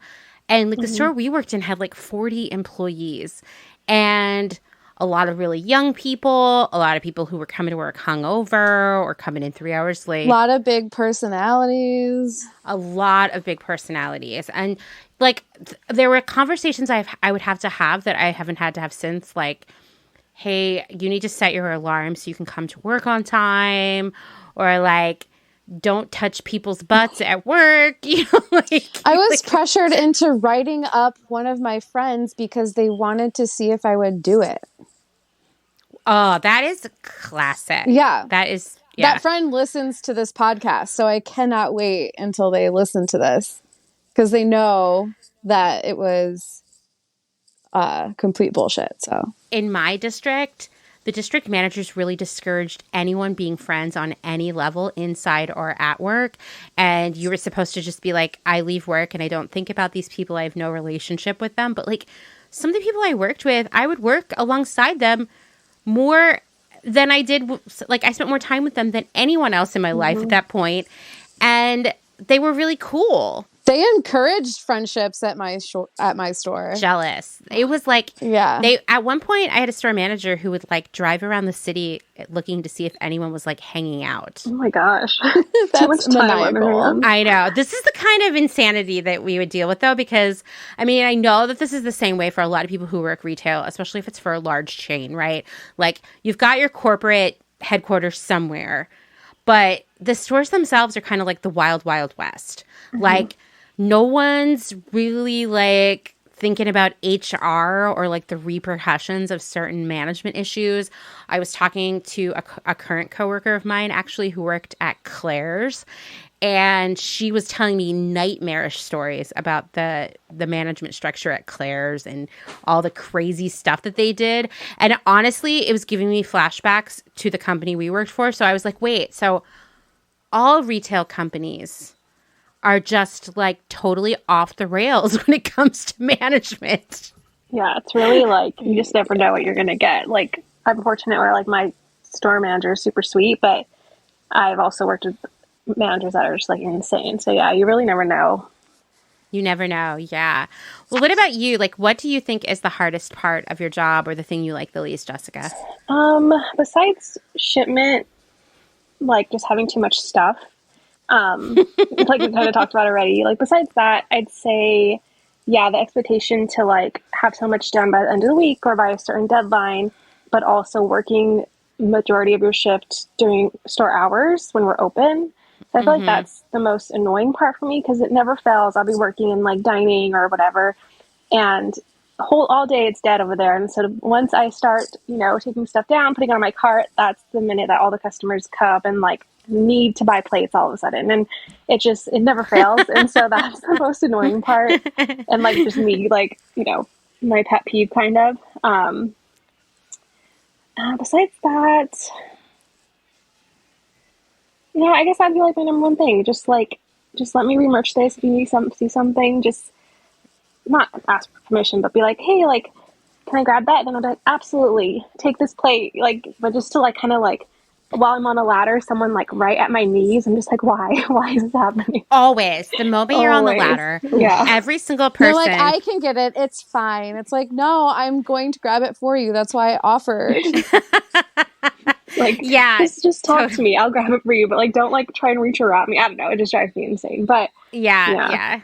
That's a tough one. I mean, I'm excited that we're talking about this because I suspect that a vast majority of the people who are going to hear this conversation, one, did not know this job existed, and two, didn't realize how complicated it is because, like we said, you're problem solving, you're working really hard, you're being creative, you're also dealing with customers, you're managing a team, and the time management is just so critical. Like I would say for me, the hardest part, the thing that I hated the most is that because I was salaried, I was expected to just work and work and work until the job was done. But it was physically impossible to ever get the job done because the job was just ongoing. And it was really hard for me to decide when it was time to go home. Yeah, no, totally. I feel like I definitely was like that at other jobs when I was like the salary manager. But now they obviously don't want to give overtime to anyone because they don't want to pay like time and a half, whatever. But, and they can afford it, which is insane. Yeah, but that's something that like I've taken from Clotheshorse is like don't work for free. Like no, like this isn't your Mm-hmm. business. Like if you were to quit tomorrow, they wouldn't care and they replace you. And so that's something I feel like I've learned as I've like grown up in retail, but also just like listening to other stories and especially you, Amanda. Like I don't know, I just such inspiration. But like, Oh, stop. no, but like, yeah, it's like no, we all have so much value. Like you don't need to work for free, and like if they want to pay you overtime, then fine. But if not, like okay, I'll be back Monday, and I'm sure it'll be waiting for me. Like I don't know, just you know. Oh, totally. You know, I feel, and I feel like Michelle will agree with this, that the culture there, it gets into your head and you feel like you should work and work and work and possibly even work off the clock. And I remember pretty early into my time working for that company, maybe like 2 years in, I think I had just become a department manager, which meant I'd made that switch to salary. And I was, despite having to pay for childcare, working all the time. And the expectation was that like I would work all the time. And I was just feeling really stressed out and anxious about everything. And my friend Alana, who'd worked there for a long time, turned to me and said, you know, if Mitch was our district manager who loved to give everybody back massages, which I did not need. I know, right? I'm telling you, retail is the Wild West. So she said, you know, if Mitch found out tomorrow that either he could continue to expense his lunches and fire you, or you could stay working here and he wouldn't be able to have free lunch anymore, he would fire you without any hesitation. And I was like, whoa, that is like a really harsh thing to say. And she was like, Amanda, it's true. And at the time I was like, she doesn't know.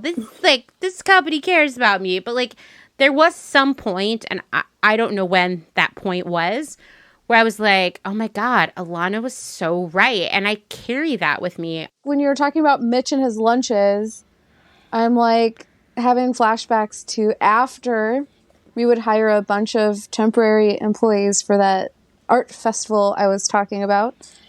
We would literally have discussions on who we wanted to keep. And it got so personal that it was so uncomfortable to be a part of the conversation, that I just like tuned everything out and was just like, oh, I'm sorry. I have so much on my mind. I'm thinking about floor sets. I just make up something stupid. But it was so uncomfortable. Like you're getting down to like hairstyles and shit like that because it's insane. Being on brand. I know. God, I just threw up a little bit. I had a store manager, I think it was actually our district manager, who was with the company for a really long time. A different not Mitch, the back massager, a different guy. And he would say, listen, let people know that they're temporary for as long as possible so that they'll work harder. Even after you've made the decision to keep them on permanently, tell them they're still temporary. Yeah, they would tell us that too. It's so messed up. Or like you just stop putting them, you have them on the schedule still, but you stop giving them hours. And if you do, it's an on-call shift, which is the biggest bullshit shift you could ever have. Oh, God, I know. Anyone who doesn't know, you'd be on the schedule, but you technically weren't guaranteed to work, but you had to be available. And then you would call in that morning and find out if you were supposed to work. And if for some reason you had made other plans, you'd be written up because you were supposed to reserve this day that you might not even get to work. Which has happened to me. But just in case you did. That's horrible. Oh, Jessica, have they used that on-call situation anywhere else you've worked? Not that I can think of. No, I have. That's never happened to me, and I would never did that as a manager. So yeah, but that sounds awful. We would do the craziest shit to get around payroll, like only schedule people for 4 hours so that they wouldn't have to take a break. So we would get like more time out of them. Oh yeah, stuff like that for sure. I did at like, even when I was at Buffalo Exchange, it'd be like, okay, we'll schedule them, right at their 5th hour. So like they only had to take a 10 or whatever. I forget now, but yeah, it was totally horrible. Yeah. Oh yeah. California labor laws were the worst like that. Yeah, they're really complicated. I've heard that from other people. I mean, Oregon, too, where I was living, we had, everybody had to get if you worked 8 hours, you were entitled to a 30-minute break and 2 15-minute breaks, or maybe it was an hour break. I don't know. But the managers would do anything they could to get around giving people breaks so they would schedule them. So they wouldn't have to cover your like hour that you're off the floor. So everyone is constantly in a position. Yeah, because you have so few people to work with and you've got all that shipment to get out there. Ugh. Something that I forgot to bring up, this is another thing I really hated and actually like it disturbed me then and it disturbs me way more now, is all of the packaging and waste associated with shipment. Like I've talked about this in the past on here, but I just have so many flashbacks of in the morning, we got all the boxes out. Like there was a thing for a while they were doing where it was like we have shipment parties where the 3 people working would all work on shipments and we'd have like a goal for how many boxes we had to process because, you know, it would come in the box, you'd have to open it. Everything was individually plastic wrapped. It might have silica gels. There might be other packaging around it. If it was housewares, every button is like wrapped in something. Yes. Why are the buttons wrapped in paper individually? Yeah. Who wrapped them in paper? You know? Or it's like a pre-pack of like a size run and it's like, okay, it's in a box. And then in that box it has all of like the filling. And then it has like one giant plastic bag. And then within that bag, each individual garment is also wrapped. It's like, why? Just the one bag around it is more than enough to like protect it. If that's what we're trying to do here. Because like, so gross. Just cut that out, and that's like half the plastic waste at least. But exactly. And we had these huge clear plastic trash bags, which I guarantee you guys have the same ones because they bought them all from the same place. Because it's loss prevention. Yeah, totally. Did they explain that to you? Of course. So bad. Don't get me started on that company's obsession with stealing. I know. We would fill 3, 4, 5, 6 of these big, huge, clear plastic trash bags with plastic every morning. And then there'd be more. 5 days a week. It's so gross. It's so gross. And it's just like one store. And you would spend so much time unpackaging all this stuff. Then you have to put the security tags on. It was just like, raise your hand if you've ever gotten the pin from a hard tag in the bottom of your shoe. Like, it was just like so much happening to get this stuff out on the floor and so much trash. Instant trash. It never even really served a purpose. That's another thing I think about a lot. I don't get to go to stores very often anymore, and nor do I have any interest. But every once in a while, if I'm at like a big chain, I'm like looking around for clear plastic bags full of trash. I'm like, someone on the sales floor is processing right now. I just know it. Yeah, I was at Target the other day, and they were processing, and I was like, I kind of miss this, but kind of don't. I love the completion of it. Yeah.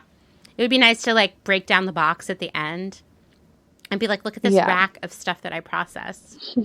And now I have to place it all on the floor before 10. Oh my God, but they sent me 100 units and I only have one side of a 2-way, which will hold like 20. What am I going to do with it? Waterfall, hang it in back stock. Yeah. Yep.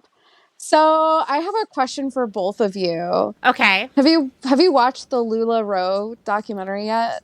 Yes. No, I want to though. You have to. You have to see it. So do you remember when they were complaining? And I'm not going to give too much away in the documentary if you, there's no spoilers here. But anyway, when you were listening to them talk about their kit, their retail kit when they got, and complaining that they couldn't order certain things, weren't you like thinking about allocation the whole time?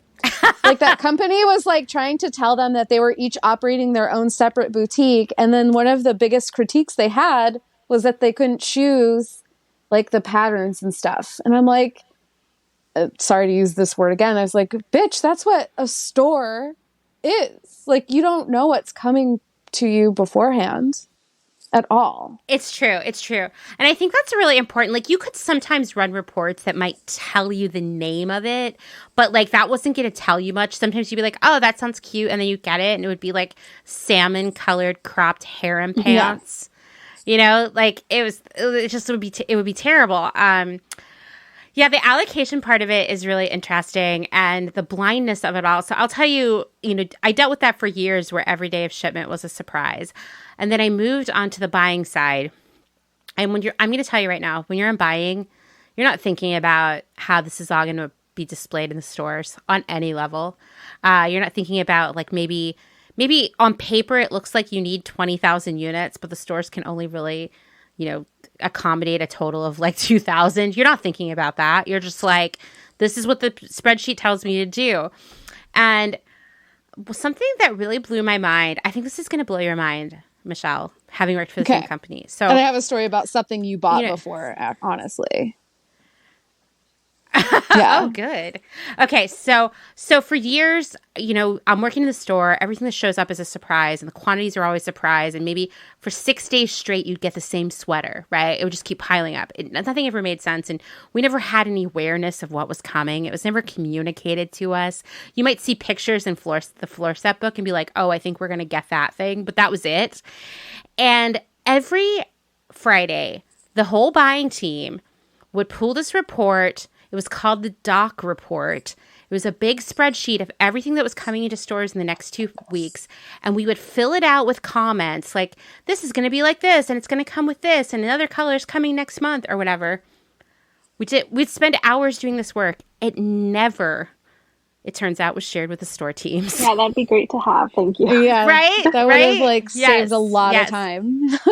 So tell me about something that I bought. Oh my God. So when I first got hired in, I was the women's accessories team lead, and my manager was freaking awesome at being a manager, but not like merchandising. And so the store merchandiser saw that I had this talent. And so basically I had to place all the women's shipment with her. And there was this sparkly Nubby scarf that would sell. The striped Nubby with Lurex. That's what it's called. Dude, I literally had a meltdown in the break room once. I cried about this. And I'm like a tough as nails bitch, dude. And I cried about that scarf.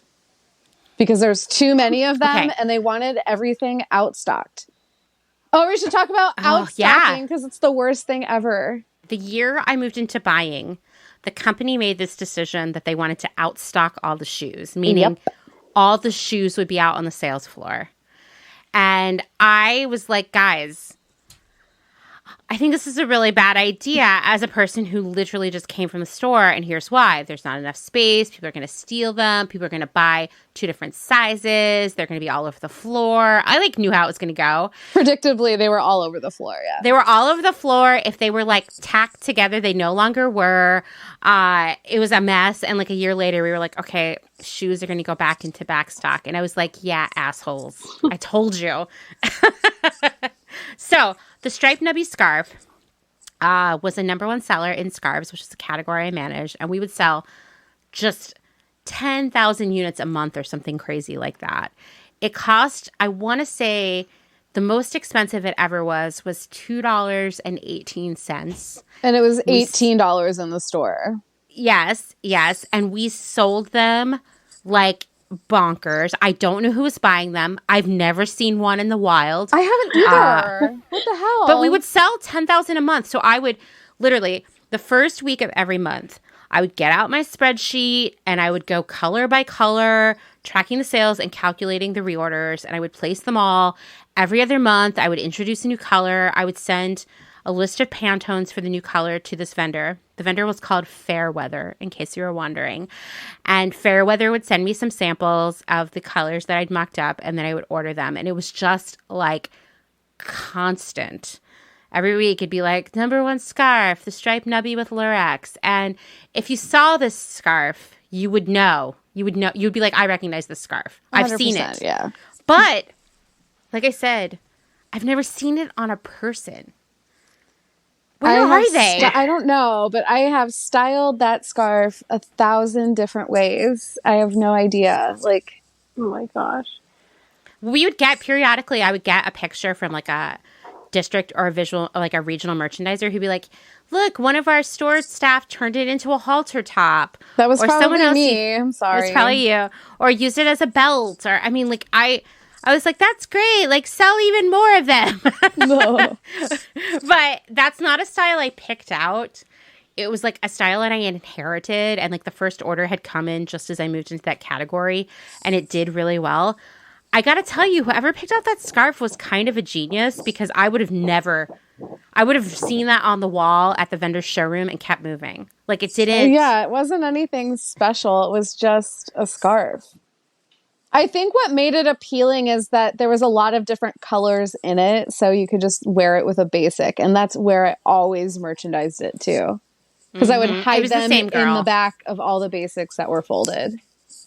Yeah, totally. They would go together. I feel like that was the direction. Like that was back when we would have like big rounders in the store that were just basic tees. That we would just dump everything on. Yeah. Okay, so I obviously follow Gentle Vibes on Instagram, and I see as an alumna of this company, I can hardly wait for this. I see what you've I see the merchandising techniques we were taught, right? Oh, yeah. A lot of the fixturing, the Treasure Island, the windows, all that stuff. I see that in your photos. So I was going to ask you what you've learned from your job, but I can see what you've learned. Well, it's merchandising that works. It's really fun. It really does. It really does. Yeah, what that company is really good at is like making things like, what was the word they used? Aspirational? Like I just put a blanket on a mannequin yesterday and I'm like, I'm going to try to make blankets tops now. That's like what I do. And it's funny because like I will have customers come in and like totally pick up on that vibe. And there's friends that know me that know where I came from. But yeah, I really liked the juxtaposition of like the vintage furniture all like stacked on top of each other. And I think it's a merchandising like formula that works really well. Yeah, it does. Not gonna lie. Like it makes everything seem attainable. It does. And it makes things seem fancier than they are. Like in the 100%. On the buying side of that business, we would always say like, oh, that looks expensive, you know, but it would be, you know, nothing we were buying was expensive, but like that was about, right? Nothing at all. Like the nail polish was 25 cents. Yeah. But yeah, I just tried to like, my house is like that too, because I worked for that company for so long and they sold home furnishings and I got them for really cheap and it's really cute stuff. So yeah, my house is like merchandised like that too. Because it's just what I know. Well, and it does work. So another thing that I forgot to mention is like, which you touched on, is we would thrift a lot of the furniture and stuff that you would see in the store and then like paint it or sand it or put wallpaper on it. The budgets we had for the displays in that store were incredibly low. It'd be like, okay, we're going to give you $500 for this floor set. The material list we sent you from Home Depot is $3,000 worth of stuff. So just like make it work. Could you imagine that list now, how expensive it would be? Oh my God. I mean, I thought about it actually because I recently did a refixture for my current job and it was like, it's all the tricks that you've learned, right? Oh yeah. And I ordered some wood and sawhorse legs and I was like, whoa. Like I couldn't believe how much a piece of 3/4 ply is right now. So expensive. And I went back to like, whoa, like how are all the people we used to work with? Well, first off, I'm going to just tell you that like none of the people I worked with in visuals are there anymore. There was like a mega layoff exodus. Around the time I was working at Nasty Gal, like they eliminated a lot of the visual. What happened? Because I didn't hear about it. They eliminated a vast majority of the regional and district roles. And a lot of people that you and I both know mutually lost their jobs. That's nuts. Like one of them is doing extremely well out here. Like, yeah, like that's the thing is like the people I know that used to work for this company all left it and have started their own thing and are doing insanely well. Oh, yeah. Trust me. Like anyone who's listening to this, we've had a lot of guests on the show who have small businesses or are brands you really admire who used to work for that company. And there are even more that I haven't had on the show yet. Like everybody who worked in visual there was so smart and creative and cool and visionary. It's kind of crazy that we were all driving around back alleys looking for used pallets. Furniture. Yeah, found furniture. And like at one point, my boss emailed me and was like, just go out and look in alleys for pallets. That'll help you get some of your wood for the Treasure Island. They asked to borrow some of my furniture from my house once because I have all this mid-century shit. They're like, we could just borrow it for 3 months. I'm like, dude, that's my coffee table. What the hell? Yeah, and it would get gross. Someone would test out all the nail polish on it or something. All of the nail polish. All yeah, the nail that's the polish thing too. destroyed. Like, Oh my God. I used to have a party house, and like, you know, everyone from work hung out together, and sometimes managers would come, and then like, yeah, when floor sets would come around, they'd be like, "Hey, can we borrow that?" I'm like, "No, dude." Like, I have roommates, like, "Oh, we need this frame. This will be perfect." It's like, what are you talking about? For my job, that is a company that, trust me, has like $100 million in the bank. Yeah, sure, I'll loan it to you. What? Yeah. Okay, so what about you, Jessica? What have you learned so far that you think you're going to, I mean, like you said, you're doing this to start your own business. What do you think you're going to transfer into that? I think a lot of the display, like I kind of mentioned earlier, like just how I feel like any job I've had so far, like gives me a new perspective on like even just how to merchandise something. So I think I'm going to take that with me. Definitely time management. And just like,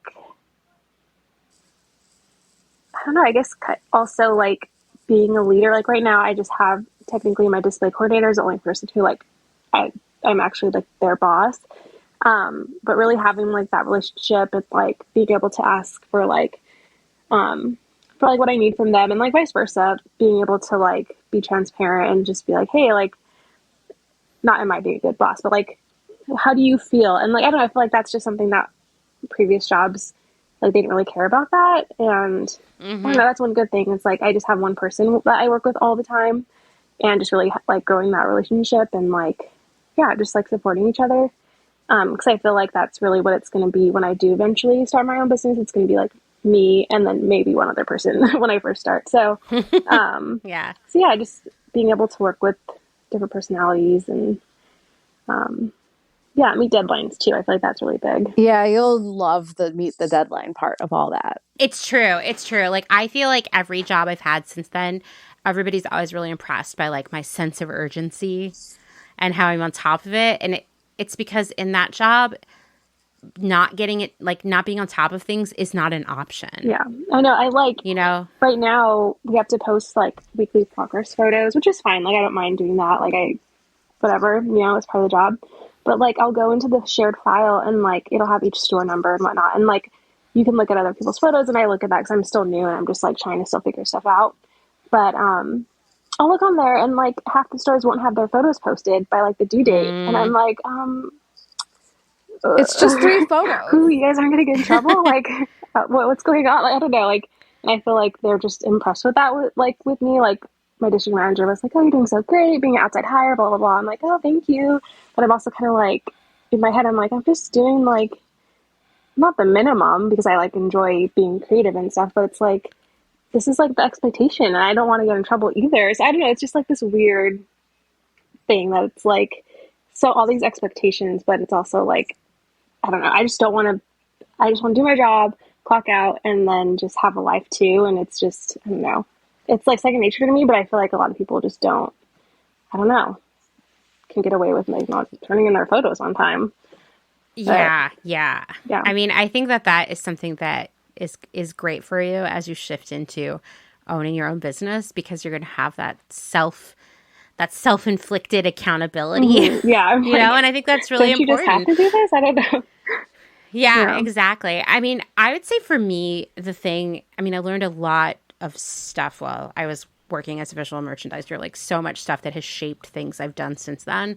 But the one thing that I super learned was about managing people and managing different kinds of personalities and kind of letting some of it roll off my back sometimes and, you know, learning how to develop people and making that a priority because like you mentioned, I worked with a lot of different kinds of people and there's not one management style that you can adopt and sufficiently manage all those people and make them feel good about being at work and, you know, give them the time and the training and development that they need. So you have to learn really fast how to work with a lot of different people. And I definitely made mistakes. I blew some situations for sure and learned from them and moved on.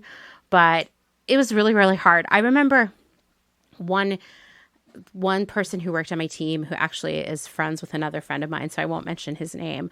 He sent an email to the store manager saying that he thought, of course, the store manager showed me this email immediately.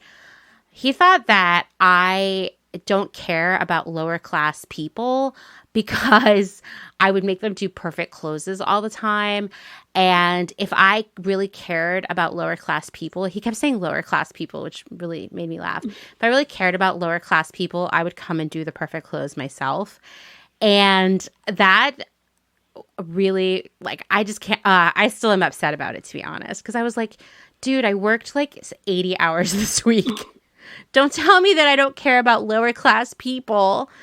And this guy, his like uncle owned the Portland Trailblazers. If we're going to talk about class, you know? Oh my gosh. Was he talking about just like maybe people who don't have a position? Because that makes zero sense. Yeah, I mean, I think that's what he meant. But like, oh, okay. I was like, I felt really bad at first that I was like, do all the people in the store think that I don't care about them as people? It's just like, I'm already working from like 6 a.m. till 6 p.m. I can't come back at 10 and close. And I'm only having them do the perfect close because I have to take those photos tomorrow. You know, and then it's just one more thing you have to worry about on top of everything else. I know. Is like whether or not someone thinks you're mean. Yeah. Yeah. And that was a really, I mean, I'm actually like I have been told many times in my career that I would be more successful if I cared less about the people who work for me. Because Same. I definitely err on the side of caring. So that was something for me where I was like, I took that really to heart, where I was like, do people think I'm uncaring? And I think it made me like too nice after a while and too permissive because I didn't want people to think I didn't care about so-called lower class employees. Oh my God. Yeah. No, that's something that I'm trying to do more, especially now. Like I have so much I have to do. I have to like ask for help, like whether it's the person in the fitting room or the cash wrap, like helping me hang stuff, whatever it is. I always make sure I say thank you and like, but like I appreciate it before I walk away because I feel like I'll get in my head about like I have this to do, this I have like this list of stuff I have to do, and so I'm like, okay, wait, just pause and be like thank you, and like when I go back in 20 minutes and like take it from them because they like it's hung up, be like thanks again for that, and then like running away pretty much, because it's like yeah, and then I'm like, am I being mean? I'm like, no, I'm not being mean, or like do I look like I'm upset because I feel like I'm always like have like not a frown, but like my eyes are always just like thinking of the next thing. And like to, I don't know, to these, 18-year-olds who this might be their first job, I kind of have to tell myself like, hey, like stop and say thank you sometimes. Cause like, yeah, there's just so much going on. And I remember being that 18-year-old, like at my first job and being like, oh my gosh, am I doing a good job? It's just like, yeah, I don't know where I was going with that, but yeah, always making sure I like stop and like tell them like, hey, like, thanks so much. Like, I don't know. Yeah. Yeah, no, I think that's great because you don't hear a lot of thanks. And I also, it's a tough position to be in. I feel like I probably looked all the time like I was mean or in a bad mood, but I was just like, there was so much to think about at any given moment. And I feel like I was just this like whirling dervish. Yeah. It's like, I'm not in a bad mood, I swear. At one point, I got a Fitbit and I looked down and I was walking like 25,000 steps a day at work. Like I was just like constantly like moving around. Like stomping around the store, yeah. Yeah, totally. I totally got bunions, the worst. And yeah, I just feel like I learned a lot about how to deal with the crisis, feel overwhelmed, and not let that trickle down to my team. Well, do you guys have anything you want to add? This has been so fun. I know we have to put Michelle to bed soon. I don't know. I guess visual merchandising, I would say if you're looking for a retail job, is probably the best job in retail. So definitely go for it. 100%. Oh, definitely. Yeah, for sure. For sure. I know we talked about how hard it is, but guess what? Retail is hard, and at least sometimes you get to go in the back and pin outfits on dress forms. You don't have to deal with as many customers. You still have to deal with customers, but not as many. It's fun. It's creative. And yeah, hopefully, like we said, all the different skills that you may learn at these crazy companies you could take with you to your next opportunity and whatnot. I always wanted to work at the store you worked at. Oh, yeah, totally. It always seemed like fancier merchandising, bigger budget. Yeah, I mean, I literally interviewed like 4 times before I got it, so I totally get it. Did they make you do an inspiration project? The interview I had this last time, it was on Zoom. Oh, weird. Okay. And I had to do like kind of like outfit polls, but like I had to like go on the website and like clip things. So kind of, but I feel like that was just the equivalent to like being in the store and pulling outfits. So, but I feel like it's just more time intensive. Yeah. Yeah, like internal hiring with this company, they make you do an inspiration project. Oh, interesting. Oh, yeah. Even if you've worked there before and you're coming back. Oh, yeah. Mine was, the last one I did was suspiciously lost for 6 months. And then when I got it back, they were like, oh, someone had sent it to home office because it was so good. And I was like, then how come I didn't get the fucking job? Like, what the hell? Yeah. Yeah. And so the concept that I had, based my project on was rolled out 2 years later. Oh, I am not surprised. Those ideas swirl around like that. And yeah, I mean, I think I've mentioned this on the show before, but Reformation is infamous in LA. Oh my gosh, Amanda, I interviewed for them. Did you have to do a project? I did. It was for their vintage department, so I guess like super small. I don't know. But literally they had me do like a lookbook of things I would buy for the store. Literally, I forget now, but it was like 50 items. But like it took me a long time, and of course like I didn't get the job, but yeah, I was just like, this is stupid. And like, I think this was kind of recent, like maybe a year ago. And it was after you had mentioned this on Clotheshorse about like that's what they're like known for. And I was like, damn it, like still gonna do it because I want the job. But like, if I don't get the job, it's like my own fault for doing it. But like, I know better, but I'm still gonna do it because I have to. It's a fun way of spending an afternoon. Yeah, yeah. I mean, it is like, they are infamous in LA. I'm one of my few friends who has not interviewed there. And when I say friends, like both my like closer friends and like people who I've worked with. Everybody who's worked at most of the places I've worked at has interviewed with Reformation. It always involves some epic project, sometimes last minute, and then being ghosted. And I have a few friends who saw their project played out on the website like 6-8 months later. So I would cry. It's just like, I mean, I have a hard time imagining that they've gotten any less toxic, but I've definitely seen them get better press lately. So I don't really know. So I'm going to tell you guys about, I totally just thought of this. After I left my super toxic feminist startup job, and before I went back to the East Coast to work for the same parent company again, working for a new brand they were launching, I interviewed with this company. It's so bizarre. You guys have never heard of it. You'll never buy anything there. You're so not the customer. It was this weird website that sold like super fast fashion, that basically the owner of the company, who is this blonde woman who was based in Salt Lake City, she would go onto this weird portal every day where you could it was just all like stuff that had just arrived from China, and you would just pick the stuff you liked and order it. And it would come, and it was like brandless, and it was just like really cheap fast fashion. And they were looking for someone to take over that job so that she could like spend more time with her family. So I was like, okay, you know what?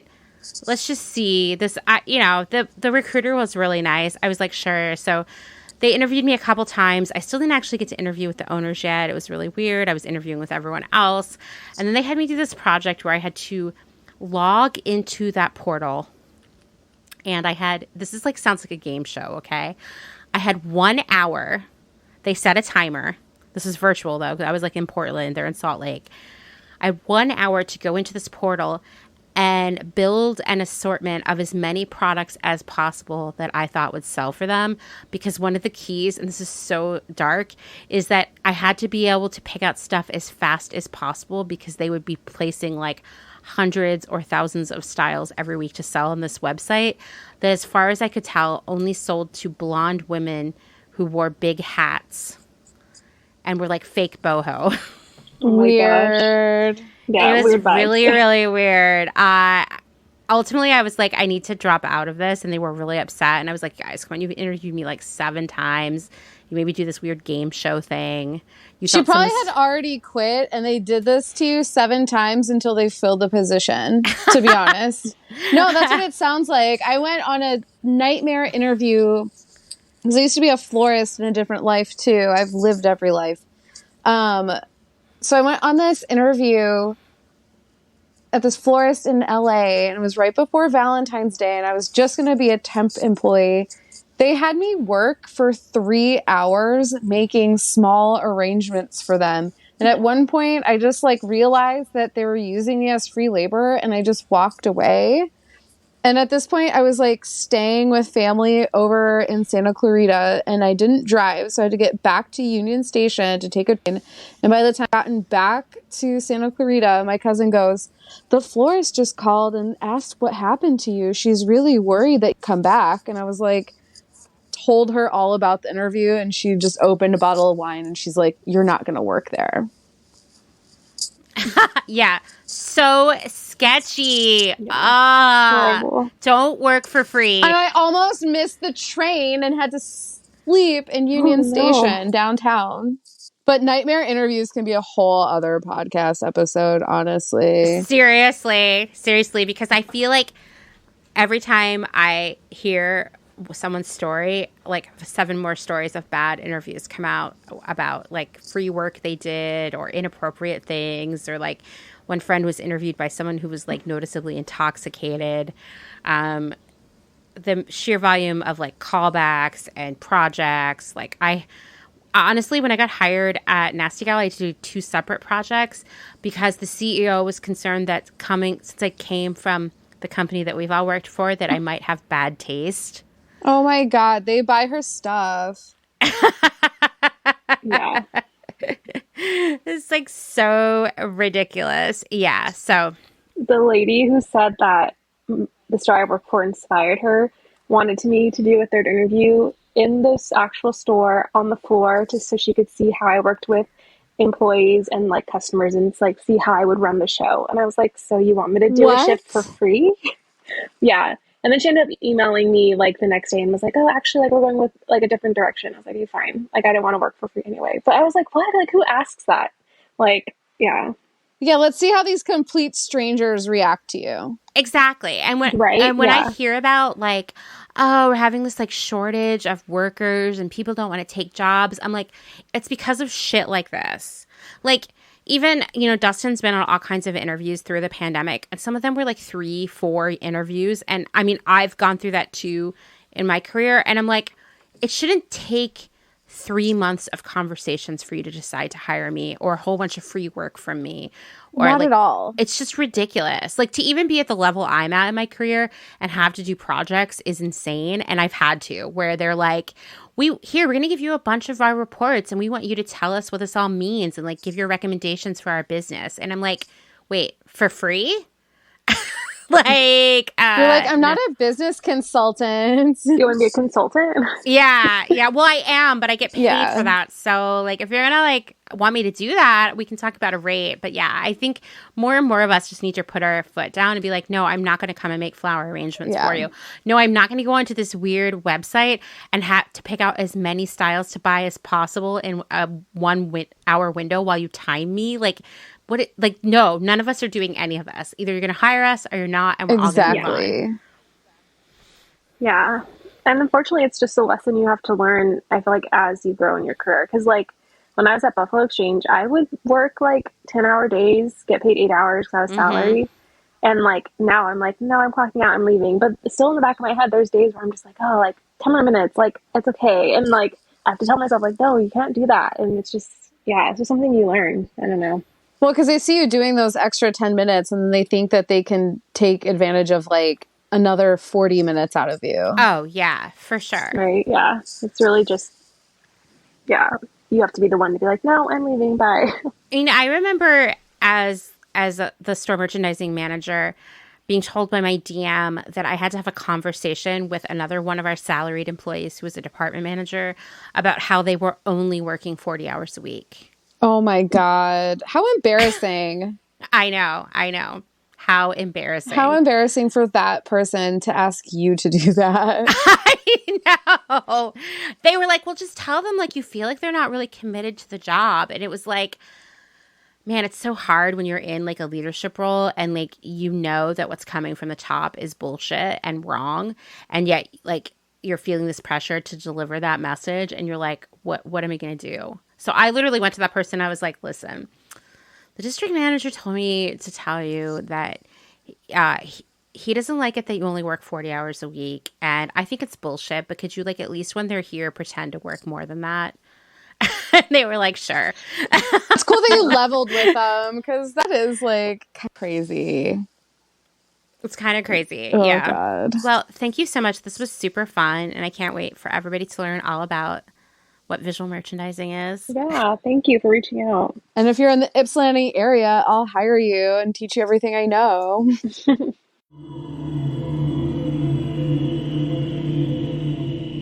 Thanks again to Michelle and Jessica for spending 2 hours, maybe a little bit more, across 3 time zones talking to me about the highs and lows of visual merchandising. I'll be sharing the links to both of their vintage shops in the show notes, so please go check them out, give them a follow, all those good things. After more than a year and a half of sharing stories and information about fast fashion here on the podcast and on Instagram, literally every day, of thinking about fast fashion and consumerism for hours and hours and hours, it's easy now to see all of the ways fast fashion sort of like reveals itself in our stories of visual merchandising.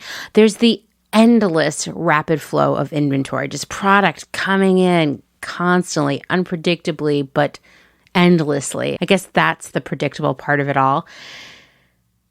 There's the moving products from place to yet another place, all in 1 week, because so many new items just keep arriving. That steady flow of newness that's the core of fast fashion there, right?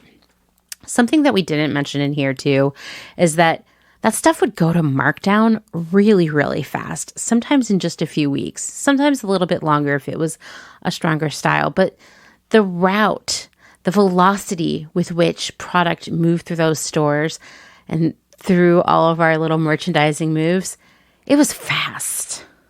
What else? The packaging waste, the huge see-through plastic bags of more plastic bags and more plastic bags. Why are the buttons wrapped in plastic or paper? I don't know. There was the payroll budget. It gets cut year after year after year in order to eke out just a little bit more profit for shareholders and pay a few more executive bonuses. One thing that I noticed, and because I worked for this company for 10 years, I got to see this shift really play out, is that every year store managers, district managers, et cetera, they would be given a budget for payroll. It came obviously from the home office. It started with the CFO and sort of filtered its way down there, right? So they get a number for a year. And if they all hit that or stayed below it, then the next year it would be a little bit lower. And then the next year, a little bit lower than that. In the same way that a retail company is expected to have higher sales year over year over year, more profit each year, just a little bit more, payroll is expected to shrink year over year over year. And so you end up, I'm sure you're seeing this. Maybe now isn't a great example because we know that a lot of companies are having shortages, especially in retail and service. But think about even like 3 years ago in the before times, you probably noticed a lot less people working in the stores you were shopping in. I know I noticed it. It seemed even worse than when I was working in a store. What else? Along those lines, there's the lack of concern for workers' health and safety. That's a signature of fast fashion, right?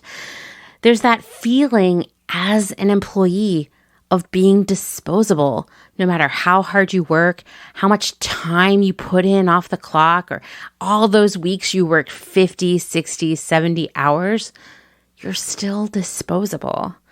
I'm glad we talked about visual merchandising, particularly in a fast fashion company, because I think it really illustrates that The problems we talk about with worker treatment, the way garment workers are treated both abroad and here in the United States, that's just one set of workers that this industry exploits and abuses. Here in the United States, or where you are in Canada or the UK or elsewhere, there are laws that prevent these fast fashion companies from exploiting these workers to the extent they would like to in the way they do overseas, where the laws are a lot more lax around that kind of stuff.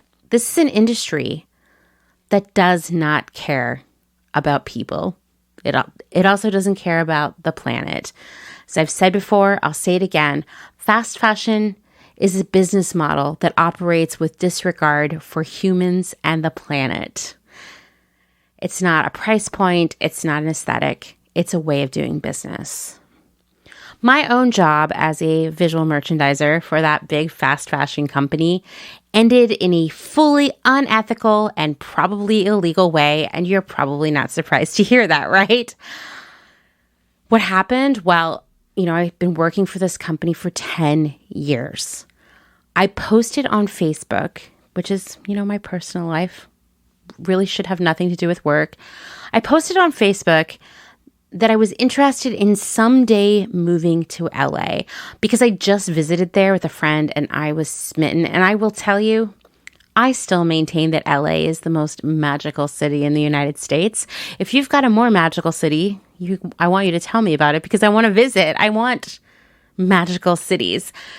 So yeah, I posted on Facebook that I was interested in moving to LA someday. I just loved it so much. Well, at the same time, I mentioned how store merchandising manager, any merchandising role really in stores is just so highly sought after. And there was another woman who worked in the store with me who had been the merchandising manager at another store, a smaller one. She left to go to school, or that was her official reason, but really she wanted to go to Costa Rica for a month or two, and she wouldn't have been able to take that time off, Fast fashion hates to give you a vacation, okay? You get 2 weeks max, really. So she left. She said she was going back to school, quit her job, all of that. Well, when she got back, because she wasn't going to school, she was just going to Costa Rica, her job had been filled. So she started working at my store, but there was no merchandising job for her there. And she wanted that job back so badly. So when she saw that post that I made on Facebook about moving to LA someday, she sent it to my boss. And I don't know what happened in between that happening and what happened next, but it all feels like it was a bad idea on their end, whatever happened, because my boss promptly came to Portland with the district manager, dragged me into the office where they forced me to write out my notice. Yes, they forced me to quit. I pleaded to have at least 3 months. I had a family to support. And all I had done was expressed interest in someday living in LA, which is a normal human thing to do.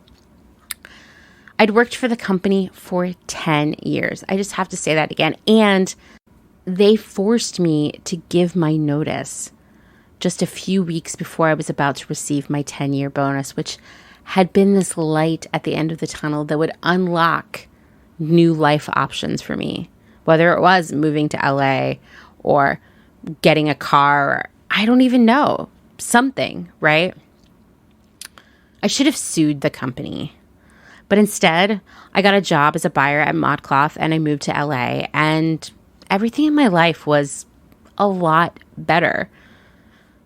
Was it a blessing that they forced me to quit? Oh, hell no. It was still wrong. It was still unethical. And like I said, it was probably illegal. But I'm the kind of person who can really gaslight myself into blaming myself for things like that. And I think I just urged myself to just forget it and be glad that I had landed on my feet. In fact, a year or two later, the boss who had dragged me into that office and forced me, while I cried, to write out my notice, sent me a drunk message on Instagram apologizing for what he'd done, knowing that it was wrong. And I, for a moment, didn't know what he was talking about. That's how great I am at gaslighting myself. Don't be like me. Don't gaslight yourself.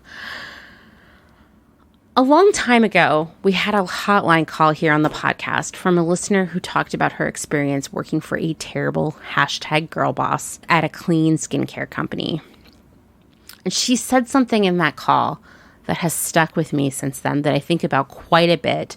She talked about being so desperate for that job and the boss knowing it and sort of that, therefore, leaving that door open to treat her however she wanted. I feel like I've been too desperate for a job for too long. I've brushed off illegal and unethical treatment because I just needed a job so badly. I know this is a feeling a lot of you can relate to. I thought that I didn't deserve better because that's just how it was when you needed a job. I maybe thought that work was just like that we gave up our rights to fairness and respect merely by accepting a paycheck. And working in fast fashion just sort of reinforced that constantly. I know I've mentioned on the pod in the past the executive at my first buying job who threw a rolling rack of scarves at me and was screaming at me. I've worked so many other places where people thought it was okay to come and yell at employees or fat shame them or just generally be assholes. And I don't know about you, but the thought of yelling at someone at work is just, I would never do it. It's not okay, much less throwing something at them, humiliating them, picking apart their bodies. I declare that in 2022, we will no longer be desperate for work. We will know and we will own the truth. And that truth is that they need us more than we need them, despite all of the times over the years that they tricked us into believing otherwise. We will not allow bosses to humiliate workers or yell at them or force them to quit their jobs that they really need to survive. We will not accept this antiquated idea that we belong to our employers, that we are their possessions until they no longer want us, that they can just dispose of us as they see fit. That will no longer happen. This is the end of all of that. Not only will we demand better and settle for nothing less, we will remind those around us, all those people we care about, that they too shall demand better and settle for nothing less. That's how real change happens, right? When a critical mass of us are moving in unison, leaving the bad jobs, holding employers accountable, suing your employer if they force you to quit, please do better than me. We'll also support those around us through tough times and help them make better decisions and prop them up and remind them that they deserve better than all of this too, that the only person that they belong to is themselves. In the next episode, I'll begin sharing audio essays from the community around work and quitting our jobs. I think we're all going to get pretty excited and inspired. I can't wait. I really believe that we are in the early days of a massive sea change around work and consumerism, a move toward a more just, equitable, and healthy world. I hope you believe the same thing because we're all in this together. And I truly believe, I want you to believe too, that we can accomplish anything we decide to do together. Thanks for listening to another episode of Clotheshorse. Written, researched, hosted, and edited by me, Amanda Lee McCarty. If you're enjoying yourself, you know what I'm going to say. Please leave a rating or a review on Apple Podcasts and tell your friends. If you'd like to support my work, please check out patreon.com/clothehorsepodcast. And of course, as always, thank you to Justin Travis White for our music and audio support. Bye.